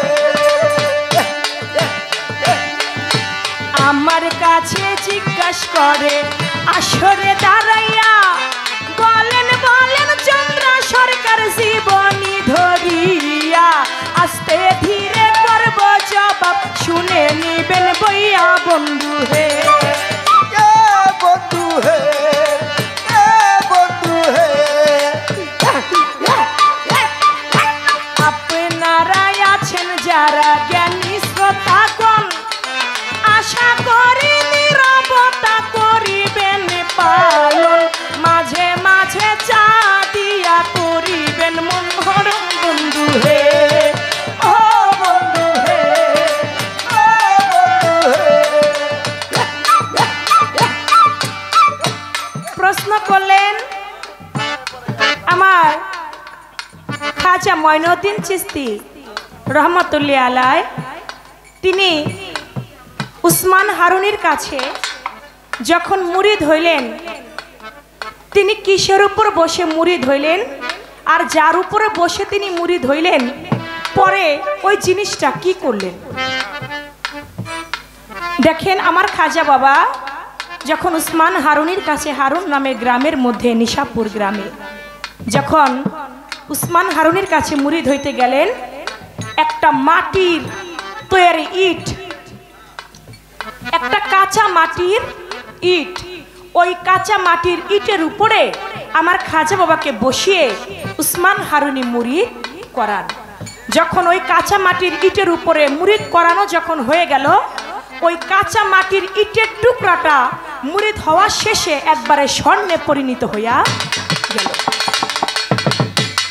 যখন স্বর্ণে পরিণত হয়ে গেল ওই স্বর্ণের টুকরা ইটকে খণ্ড খণ্ড খণ্ড খণ্ড করে উসমান হারুনি গরিব দুঃখীদের মাঝে বিলিয়ে দিলেন খাজা বাবার জীবনীতে প্রমাণ করে ওই ইটের টুকরাটা স্বর্ণে যখন পরিণত হয়ে গেল ওইটা গরিব দুঃখীর মাঝে সেটা বিলিয়ে দিল এই ছিল একটা কথা আরেকটি কথা রাখলেন আনা সাগর ওই আনা সাগর আমার খাজা মঈনুদ্দিন চিশতি তিনি একটা লুটার মধ্যে তিনি পুরা সাগরের পানিটা তিনি ভরে ফেললেন ওই সাগরটা আপনি যে সাগর মনে করছেন ওইটা কিন্তু সেই সাগর না আপনি মনে করতেছেন যে আমাদের কক্সবাজারে যে সাগর এমন সাগর না এরকম সাগর না ওই সাগরটা একটা দিঘির মতো কিন্তু এটার নাম দিয়েছে আনা সাগর ওইটা দিঘির মতো একটা সাগর আর নদী ওই নদীটার নাম দিয়েছে আনা সাগর আমার খাজা মঈনুদ্দিন তিনি পৃথ্বীরাজ যিনি ছিলেন তার যিনি বাবা ছিলেন তার বাবা ওই আনা সাগরটাকে খনন করেছিলেন কিন্তু খাজা বাবা এই পৃথিবীতে আসারও 12 বছর আগে কিন্তু পৃথ্বীরাজের যিনি মা ছিলেন রুদ্রাকাবাই তিনি কিন্তু খাজা বাবার একটা ছবি আর্ট করে ফেলেছিলেন। আর্ট করে কিন্তু ওই আজমির শরীফের বিভিন্ন জায়গায় জায়গায় টানিয়ে দিয়েছিলেন। কেন? কারণ তিনি ছিলেন একজন জ্যোতিষী নারী। তিনি আগেই বুঝতে পেরেছিলেন যে এমন একজন মুসলমান বুজুর্গী ব্যক্তি এই আজমির শরীফ আসবে। যখন আজমির আসবে তখন সমস্ত হিন্দুগণ সবাই তারা ইসলামের ধর্মে তারা চলে যাবে। এজন্য পৃথ্বীরাজের মা খাজা বাবাকে না দেখাই তার একটা ছবি আর্ট করে সব জায়গায় টানিয়ে দিলেন। পৃথ্বীরাজ ঘোষণা করলেন, এমন চেহারাওয়ালা যদি কোনো ব্যক্তিকে তোমরা দেখতে পাও সঙ্গে সঙ্গে তাকে তোমরা হত্যা করে ফেলবে। যখন এই কথা বললেন, বলা মাত্র আমার খাজা বাবা তিনি ভারতবর্ষ থেকে আমার দয়াল নবী, আমি গানের মধ্যে কিন্তু এই ঘটনাটা বলেছি, আমার দয়াল নবীর রওজায় গিয়ে সালাম জানাইলেন। দয়াল নবী সালামের জবাব করলেন। আমার হুজুর পাক বলল তুমি যাও আজমিরে যাও। আমার খাজা বাবা বলল আমি তো আজমির শহর চিনি না। বলে আমার রওজা থেকে একটু মাটি নাও, তুমি এই মাটিটা তুমি মিলাইবা, যেই জায়গায় গিয়া মিলবে সেই জায়গাটাই আজমির শহর। সুবহানাল্লাহ। শুধু তাই নয়, তুমি তোমার হাতের বৃদ্ধা আঙ্গুলির দিকে তাকাইবা, যেখানে তাকিয়ে তুমি বৃদ্ধা আঙ্গুলির মধ্য দিয়ে তুমি সেই আজমিরের রাস্তাটা তুমি পেয়ে যাবা। খাজা বাবা বৃদ্ধা আঙ্গুলির দিকে তাকাইলেন, আজমিরের যাবার রাস্তাটা তিনি একবারে ক্লিয়ার দেখতে পাইলেন। গিয়া আজমিরে গিয়া ওই মাটিটা মিলাই দেখলেন, দেখে এই যে সেই মাটি। 40 জন ব্যক্তিকে নিয়ে আমার খাজা মঈনুদ্দিন চিশতি ঢুকলেন আজমিরে। যখন ঢুকলো বাবা, পৃথ্বীরাজ তো কোনো মতেই আমার খাজা বাবাকে মানতে রাজি না, বিভিন্নভাবে খাজা বাবাকে অ্যাটাক করে। খাজা বাবা তার একটা অজু করার একটা ঘটি ছিল, তার একজন ভক্ত ছিল শেখ সাদি। শেখ সাদিকে বলল যাও তুমি গিয়ে আনা সাগর থেকে 1 লোটা পানি আমার জন্য অজু করবার জন্য নিয়ে আসো। যখন আনা সাগর থেকে শেখ সাদি 1 লোটা পানি আনতে যায়, ওইখানে তাকে সবাই আক্রমণ করে, না এখান থেকে পানি আমরা নিতে দেব না। তারা 40 জন মানুষ যদি পানি নিয়ে উঁচু করে তাতে কি আনা সাগর শুকাইব না। কিন্তু কেন পানি নিতে দিবে না? কেন? কারণ মুসলমানদেরকে ঢুকতে দিবে না, হিংসায়, যাতে মুসলমানরা ঢুইকা ইসলাম ধর্ম প্রচার করতে না পারে, এর জন্য আনা সাগর থেকে পানি নিতে দিবে না। শেখ সাদি এসে বর্ণনা করতে লাগলো, খাজা বাবা আমাকে তো পানি নিতে দিল না, ওরা আনা সাগরটাকে ঘেরাও করে রেখেছে। আমার খাজা বাবা নিজে গেলেন, তিনি গিয়া 1 লোটা পানি তিনি ভরলেন। এখন তার কথা তিনি কি বলে ভরলেন, এত মারফতি কথা আপনারা জানেন কি বাবা, তিনি কি বইলে পানি ভরছে। হায় রে বাবা, কিছু মারফতি বিষয় আছে, সেগুলা মারফতি রাখতে ওইগুলা বলতে হয় না। আর বললো আপনি মুখ দিয়ে যদি 100 বার নদীর পাড়ে গিয়া ঘটি একটা নিয়া যদি পানি ভরেন, কোনোদিন একটা সাগর শুকাইতে পারবেন না, কারণ আপনি মুখ দিয়ে কোন মিথ্যা কথা 100টা। আপনি দিনের ভিতরে 100টা মিথ্যা কথা না কই আপনি ঘুমান না। যে মুখ দিয়ে মিথ্যা কথা বলে সেই মুখ দিয়ে যত সূরা কেরাত পড়ুক বাবা, ফুফক্কার যতই দে কই ফুতে কোনো কাজে লাগবে না। সত্য কথা, আগে মুখ থাকতে হবে সত্য, পবিত্র, মুখ থাকতে হবে পবিত্র, হাত থাকতে হবে পবিত্র, পা থাকতে হবে পবিত্র। যে ব্যক্তির অঙ্গ প্রত্যঙ্গ সর্বদাই পবিত্র হয়ে যায়, ওই পবিত্র মুখ দিয়ে সে যা বলে তাই হইয়া যায়। সুবহানাল্লাহ। আমার খাজা মঈনুদ্দিন চিশতি তিনি কি করলেন, কি বললেন, তিনি তার তেমন কিছুই বলতে হয় নাই, শুধু তিনি কি বললেন বিসমিল্লাহির রহমানির রহিম। কয়বার বললেন? 5 বার। বিসমিল্লাহির রহমানির রহিম এটা বলেই যখন পানিটা উঠাইলেন, সমস্ত আনা সাগরের পানি তার ঘটির মধ্যে চলে আসলো। এখন পানির জন্য হাহাকার লেগে গেছে, কোথাও পানি নাই। দুধের বাচ্চা মা কান্নাকাটি শুরু হয়ে গেছে আজমিরের মধ্যে। তখন তারা গিয়ে, যারা আনা সাগরটাকে ঘেরাও দিয়েছিল, তারা সবাই গিয়ে আমার খাজা বাবার কাছে মাপ চাইলেন। তারা বললেন আমরা বুঝতে পেরেছি আপনার সাথে বেয়াদবির ফলে আপনি এই আনা সাগরের পানিটা আপনি শুকিয়ে ফেলেছেন। আমরা আপনার কাছে মাপ চাচ্ছি, আপনি দয়া করে এই আনা সাগরের পানিটা আপনি ফিরিয়ে দেন। শেখ সাদিকে বলল, শেখ সাদি আমার এই ঘটিটা তুমি নিয়ে যাও, এই লুটাটা আনা সাগরের যে পানিটা আমি বদনির মধ্যে ভরেছিলাম, লুটার মধ্যে ভরেছি, এইখান থেকে অল্প একটু পানি আনা সাগরের মধ্যে ফেলো, আনা সাগরটা আবার পানিতে পরিপূর্ণ হইয়া যাবে। শেখ সাদি তখন আবার একটু পানি আনা সাগরের মধ্যে ফেললো, আনা সাগরটা পরিপূর্ণ হইয়া গেল। শুধু কি তাই, উসমান হারুনি আর খাজা মঈনুদ্দিন চিশতি দাজলা নদী পার হবে, ওই ঘাটে নৌকা নাই, মাঝি নাই, কিভাবে নৌকা পার হবে, কিভাবে নদীটা পার হবে, কিচ্ছু না, শুধু মুখে 5 বার বললেন আলহামদুলিল্লাহ আলহামদুলিল্লাহ আলহামদুলিল্লাহ আলহামদুলিল্লাহ আলহামদুলিল্লাহ। 5 বার আলহামদুলিল্লাহ পড়লেন, পানির উপর দিয়া খাজা বাবা এবং উসমান হারুনি হাইটা চলে গেলেন। সুবহানাল্লাহ। আচ্ছা বাবা, আমরা যদি নদীর পারে দাঁড়ায় দাঁড়াইয়া 5 বার না, আমরা যদি 100 বারও কই আলহামদুলিল্লাহ আলহামদুলিল্লাহ, আমরা কি কোনো নদীর উপর দা পানির উপর দা হাইটা যাইতে পারবো? না না, হ্যাঁ কখনো না। নয়ন শেখ মনে হয় পারবো রে। আরে আরে ডিম রে। না বাবা, আমরা পারবো না, কারণ আমাদের মুখটা সত্য না। আমরা আল্লাহর ওলি হইতে পারি নাই।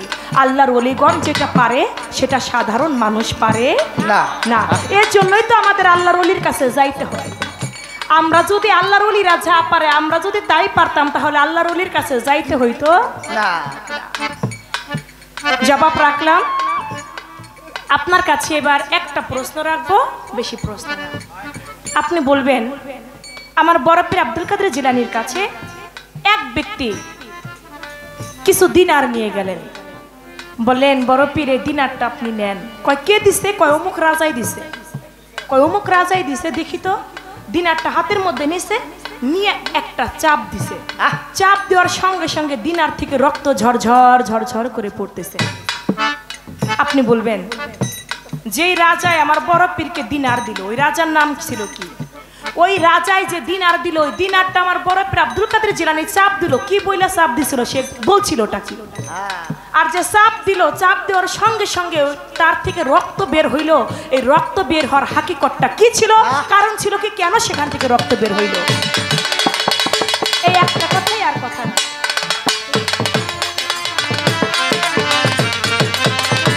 এলো আজমিরে খাজা গুণমণি, এলো আজমিরে খাজা গুণমণি, যার মুখেতে কুরআন হাতে তৌহিদের নিশান, ও যার মুখেতে কুরআন হাতে তৌহিদের নিশান, ওটার কথা শুনে ফেল হয় রোশনি।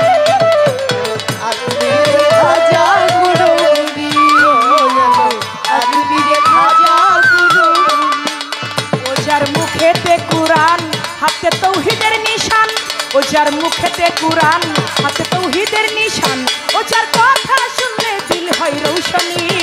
এলো আজমিরে খাজা গুণমণি, ও এলো আজমিরে খাজা গুণমণি, ও এলো আজমিরে খাজা গুণমণি, ও এলো আজমিরে খাজা গুণমণি। একটি গান আমাকে গাইতে বলেছেন আয়োজিত অনুষ্ঠানে সম্মানিত প্রধান অতিথি তুষার ভাই। অনেক নাম শুনছি কিন্তু ভাইকে কোনো মঞ্চে পাই না, আজকে পাইলাম।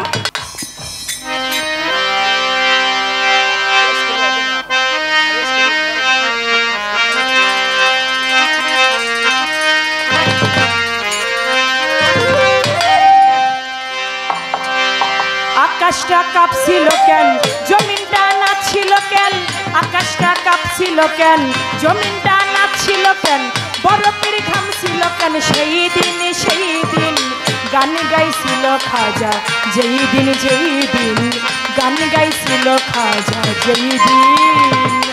আকাশটা কাঁপছিল কেন, জমিনটা নাচছিল কেন, আকাশটা কাঁপছিল কেন, জমিনটা নাচছিল কেন, বরফের ঘামছিল কেন, সেই দিন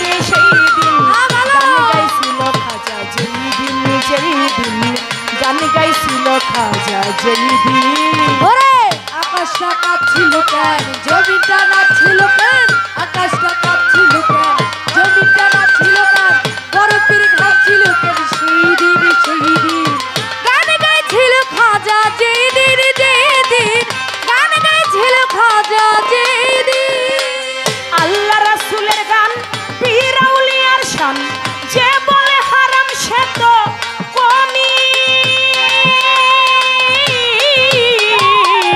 আল্লাহ রাসূলের গান পীর আউলিয়ার শান যে বলে হারাম সে যে মজি আল্লাহ রাসূলের গান পীর আউলিয়ার শান যে বলে হারাম সে তো জ্ঞানহীন তোমরা না জেনে ভেদ বাতেন হারাম তোমরা বলো কেন না জেনে ভেদ বাতেন হারাম তোমরা বলো কেন না জেনে ভেদ বাতেন হারাম তোমরা বলো কেন এ গান শুনেছে নবী ইয়াসিন গান গাইছিল খাজা যেই দিন গান গাইছিল খাজা যেই দিন ওরে আকাশটা কাঁপছিল কেন জমিটা নাচছিল কেন আকাশটা কাঁপছিল কেন জমিটা নাচছিল কেন বরফের ঘামছিল কেন সেই দিন গান গাইছিল খাজা যেই দিন গান গাইছিল খাজা যেই দিন কেন কর কুলাহল খোল তোরা হাদিস খোল বিল্লাল কেন বাজাই ঢোল সেই দিন কেন করে গন্ডগোল খোল তোর হাদিস খোল বিল্লাল কেন বাজাই ঢোল সেই দিন কেন কর কুলাহল খোল তোরা হাদিস খোল বিল্লাল কেন বাজাই ঢোল সেই দিন ওরে যেদিন আমার দিনের নবী ছেড়ে যাবে এই আরে পৃথিবী যেদিন আমার দিনের নবী ছেড়ে যাবে এই পৃথিবী যেদিন আমার দিনের নবী ছেড়ে যাবে এই পৃথিবী ঢোল বাজাইয়া ক্ষমা চাইরিন গান গাইছিল খাজা যেই দিন গান গাইছিল খাজা যেই দিন আকাশটা কাঁপছিল কেন জমিটা নাচছিল কেন আকাশটা কাঁপছিল কেন জমিটা নাচছিল কেন বরফের ঘামছিল কেন সেই দিন গান গাইছিল খাজা যেই দিন গান গাইছিল খাজা যেই দিন সুর দিয়া দেয়া যান সুরে পরে কুরআন সুর দিয়া করে বয়ান মুয়াজ্জিন সুর দিয়া সুরে পরে কুরআন সুর দিয়া করে বয়ান মুয়াজ্জিন সুর দিয়া দেয়া যান সুরে পরে কুরআন সুর দিয়া করে বয়ান মুয়াজ্জিন ওরে কয় সরকার শাহালম আছে গান দুই রকম ওই সরকার শাহালম আছে গান দুই রকম ওই সরকার শাহালম আছে গান দুই রকম বাউল গানে স্বাগতম মমিন গান গাইছিল খাজা যেই দিন গান গাইছিল খাজা যেই দিন আরে আকাশটা কাঁপছিল কেন জমিটা নাচছিল কেন আকাশটা কাঁপছিল কেন জমিটা নাচছিল কেন বরফের ঘামছিল কেন সেই দিন গান গাইছিল খাজা যেই দিন গান গাইছিল খাজা ওই আকাশটা কাঁপছিল কেন জমিনটা নাচছিল কেন আকাশটা কাঁপছিল কেন জমিনটা নাচছিল কেন বরফিরে ঘামছিল কেন সেই দিন গান গাইছিল খাজা যেই দিন গান গাইছিল খাজা যেই দিন গান গাইছিল খাজা যেই দিন গান গাইছিল খাজা যেই দিন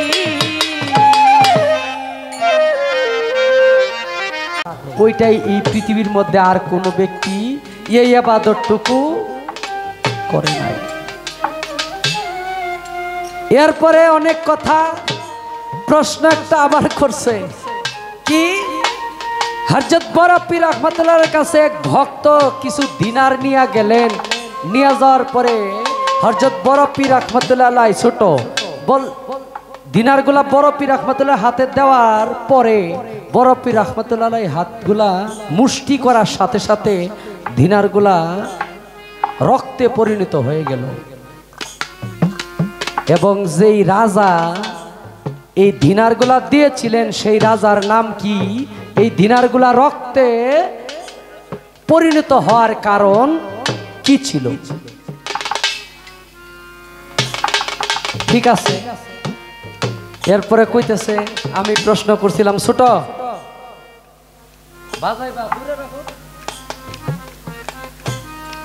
যে আপনি বলবেন যেই মন্ত্র দিয়া খাজা বাবা ঘটির মধ্যে তথা লুটার মধ্যে আনা সাগরের পানি ভরিয়া ফেলছিল, এই মন্ত্রটা কি? আমরা যদি শিখতে পারি আমাদেরও কাজে লাগবে।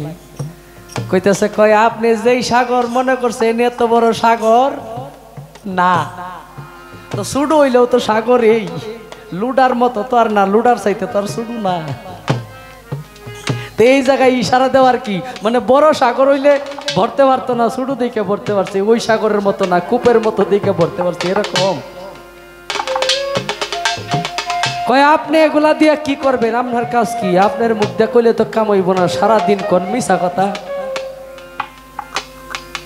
আমি বলে সারাদিন মিশা কথা কই, কি কামেল সাজছে গো।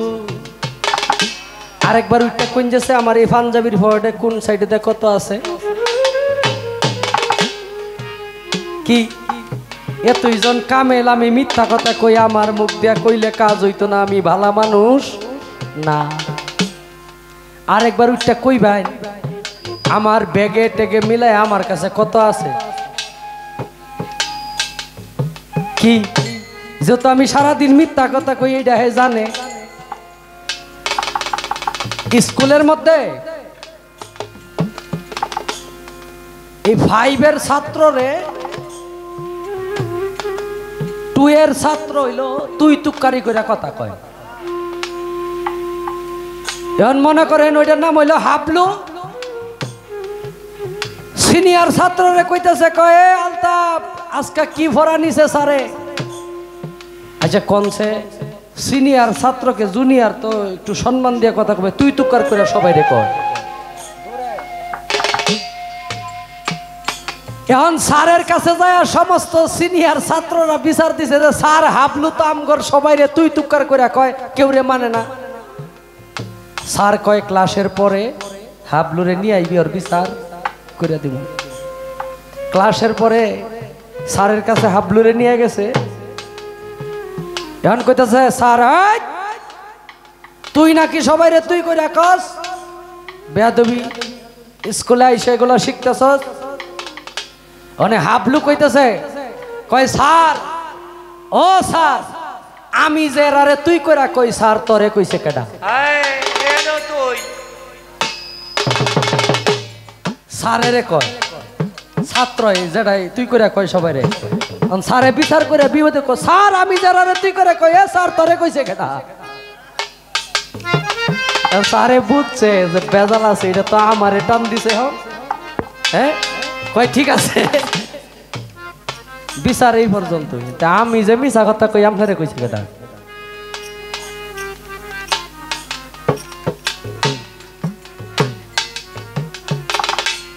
কইতেছে কয় নয়ন শেখ মনে হয় বিসমিল্লাহ কয়া সাগর পারি দিতে পারবো। কে আমনে কি খুব পারুন নাকি? আমার একবারে এত হ্যাঁ কিও আমি পারতাম না, আমনে পারবেন নি?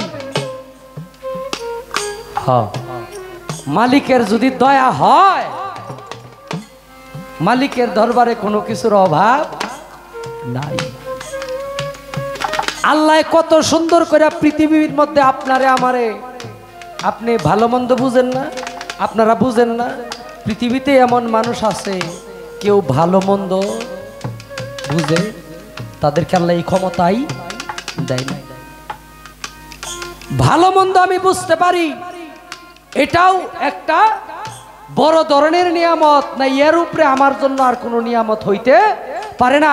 আমি যে স্মৃতিগ্রস্ত না, আমি যে স্মৃতি শক্তি আমার আল্লাহ পূর্ণাঙ্গ ভাবে দিয়েছে, এটা আল্লাহর পক্ষ থেকে আমার কাছে বড় ধরনের নিয়ামত। যেখানেই যাই মানুষ ভালোবাসা দেয়, এটাও তো একটা। তা আমি আসলে আল্লাহর কাছে যেমনে চাইছি আল্লাহ আমার এইভাবেই দিছে। আপনি যদি কইতেন আপনি রাবিয়া বস্ত্রী হইবেন, আপনার আল্লাহ তাই এইভাবেই গড়াইতো। আপনি ছোট কাল থেকেই চাইছেন আপনি একজন ভালো শিল্পী হবেন, আল্লাহ আপনার ওইভাবেই দিছে। আমি যদি চাইতাম যে শাহজালাল রহমতুল্লাহ আলাইহির উত্তরসূরির মতো উনার যে আচরণ ঠিক সে আচরণই যে আমি গড়াইব, তাহলে আমার এই মঞ্চে আসা লাগে না। আর একটা কথা, ইমাম গাজ্জালী রহমতুল্লাহর কিতাবে লেখছে, যেই রুহুকে আল্লাহ যেইভাবে সৃষ্টি করছে ঠিক এইভাবেই পৃথিবীতে আইসা অবস্থান করতেছে। এটার চাক্ষুষ প্রমাণ হাদিস থেকে আসছে। কিছু কিছু মানুষ আছে না, যাদের মুখ একবার দেখলেই মনে হয় আমার 10 জন্মের পরিচিত কেউ। কি আছে না, যে আপনার দিকে কেমন জানি মনে হইতেছে, আপনার সাথে মনে হয় আমার প্রত্যেক দিন কথা হয়, প্রত্যেক দিন জানি আপনার সাথে দেখা হয়। এটার হাকিকত এই জায়গায় না, রুহানি জগতে। ওই রুহানি জগতে যেই রুহুর সাথে যেই রুহুর প্রেম হয়েছিল, যেই রুহুর সাথে যেই রুহুর বন্ধুত্ব হয়েছিল, পৃথিবীতে আইসাও ঠিক এটা অনেক সময় অটোমেটিক গানের বাড়িতে যাইগা, অটোমেটিক গানের বাড়িতে যাইগা, রাস্তা টাস্তায় এত জি গান লাগে না, কারণ ওই যে আত্মা ওই জায়গায় গিয়া আগেই হয়তো ওই জায়গার মধ্যে আমার আত্মা আসা যাওয়া করছে, এরকমও দলিল পাওয়া যায়। চেষ্টা করব একটা গান আগে আমি আমার পালাই করি, তারপরে প্রশ্নের উত্তর দিয়া তার কাছে ছোট করে একটু জিজ্ঞাসা থাকবে আমাদের প্রায় 2টার উপরে। হ্যাঁ আচ্ছা ঠিক আছে।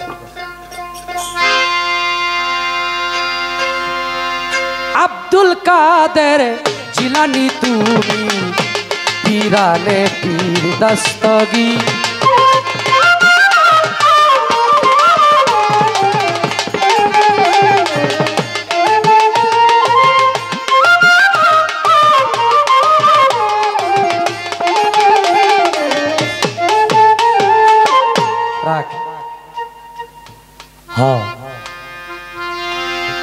চার তরিকার নিশানামা,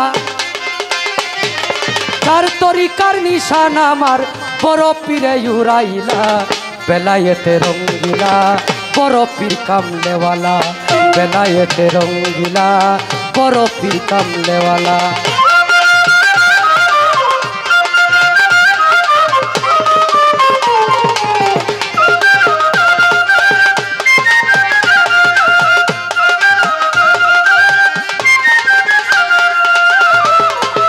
যেদিন আমার বড় পীরে জন্ম নিল এই ধরা, 1100 শিশু সেদিন জন্ম হইয়া যা,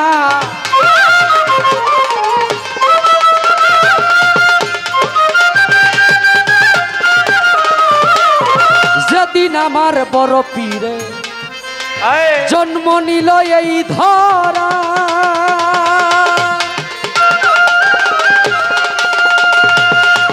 1100 শিশু সেদিন জন্ম হইয়া যায়, সমজন্মের উছিলাতে,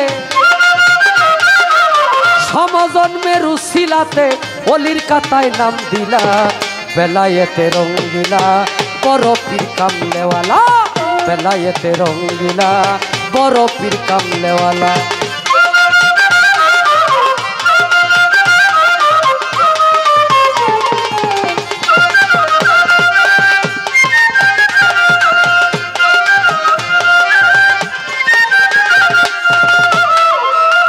হাজার বছরের মরা জিন্দা করিয়া,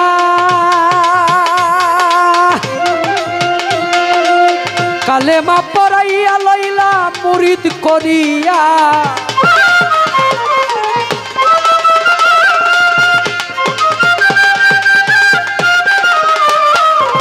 হাজার বছরের মরা জিন্দা করিয়া, কালেমা পড়াইয়া লইলা মুরিদ করিয়া, দুজকের আযাব দেখিয়া, দুজকের আযাব দেখিয়া জান্নাতবাসী করিলা, বেলায়েতে রঙ্গিলা বড় পীর কামলেওয়ালা, বেলায়েতে রঙ্গিলা বড় পীর কামলেওয়ালা।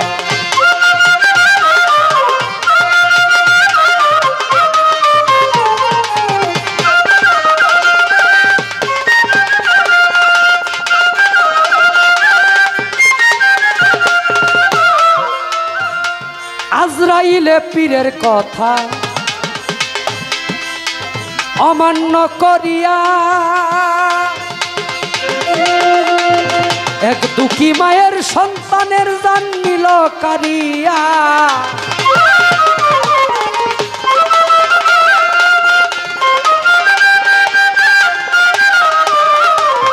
আজরাইলে পীরের কথা অমান্য করিয়া দেখো দুঃখী মায়ের সন্তানের জান নিল কারিয়া আজরাইলকে থাপ্পড় দিয়া আজরাইলকে থাপ্পড় দিয়া চক্ষু অন্ধ করিলা বেলায়েতে রঙ্গিলা বড় পীর কামলেওয়ালা বেলায়েতে রঙ্গিলা বড় পীর কামলেওয়ালা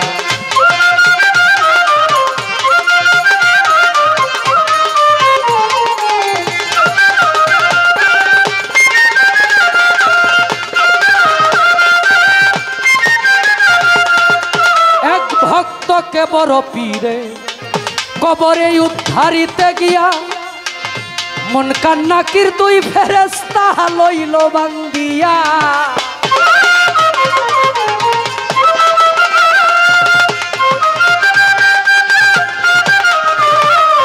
এক ভক্তকে কবরে বড় পীরে উদ্ধারিতে গিয়া মন কান্নাকির দুই ফেরেশতা লইল বান্দিয়া মমতাজে কয় ভাবিয়া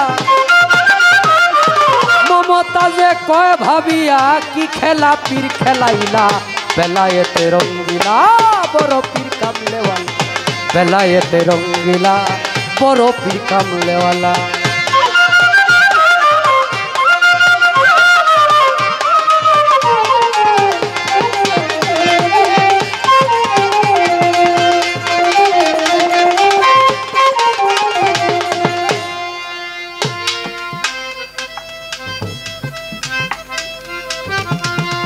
হযরত বড় পীর রহমতুল্লাহর কাছে এক ভক্ত কিছু দিনার নিয়ে গেলেন বড় পীর রহমতুল্লাহকে এগুলো হাদিয়া স্বরূপ দেওয়ার সাথে সাথে উনি চাপ দেওয়া মুষ্টি নেওয়ার সাথে সাথে এগুলা রক্তে পরিণত হয়ে গেল এটার কারণ কি এবং তাকে এই বাদশাহ একজন রাজা এই দিনারগুলা দিয়েছিল সেই রাজার নাম কি সুলতান আবু সাইদ বাহাদুর খান ছিলেন তিতার রাজা দলিল প্রমাণ করে সেই রাজা ছিলেন এমন অত্যাচারী রাজ্যের মধ্যে যদি কোনো ব্যক্তি খড় না দিতেন তাকে রাজার সেই যে হাদিয়া শতা খড় না দিতেন তাহলে সেই রাজ্যের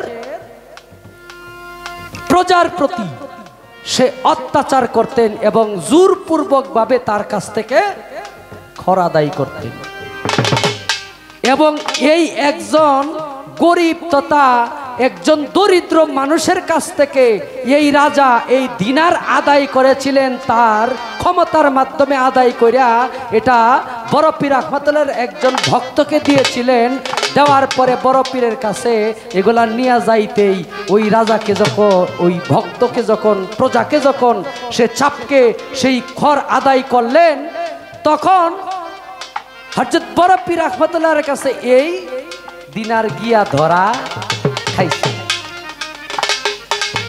দলিল প্রমাণ করে যদি কোনো মায়ের গর্ভে সন্তান আসে সেই বাবা যদি 1 টাকা হারাম সেই মাকে খাওয়ায় এই সন্তান দ্বারা পৃথিবীর কোনো উপকার হবে না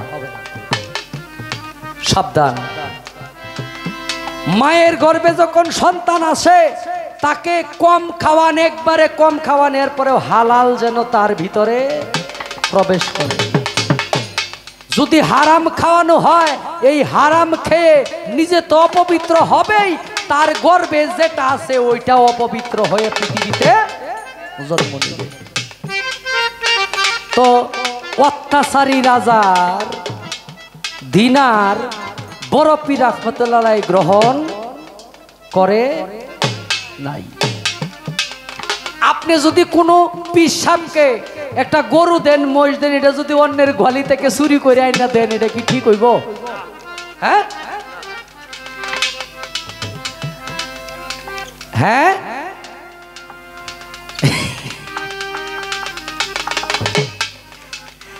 এবং এটা এখনকার যুগে হয়তো অনেকেই ধরতে পারে না, কিন্তু বড় পীরের বেলায় তো এটা ধরা পড়ছে। বিস্তারিত এখানে শেষ করলাম। একটা প্রশ্ন তো করতে হইব, শেষমেশ যেটা নিয়ে আসে দাঁড়াইব। ছোট করে হ্যাঁ হয়ে গেছে আপনারা? ঠিক আছে।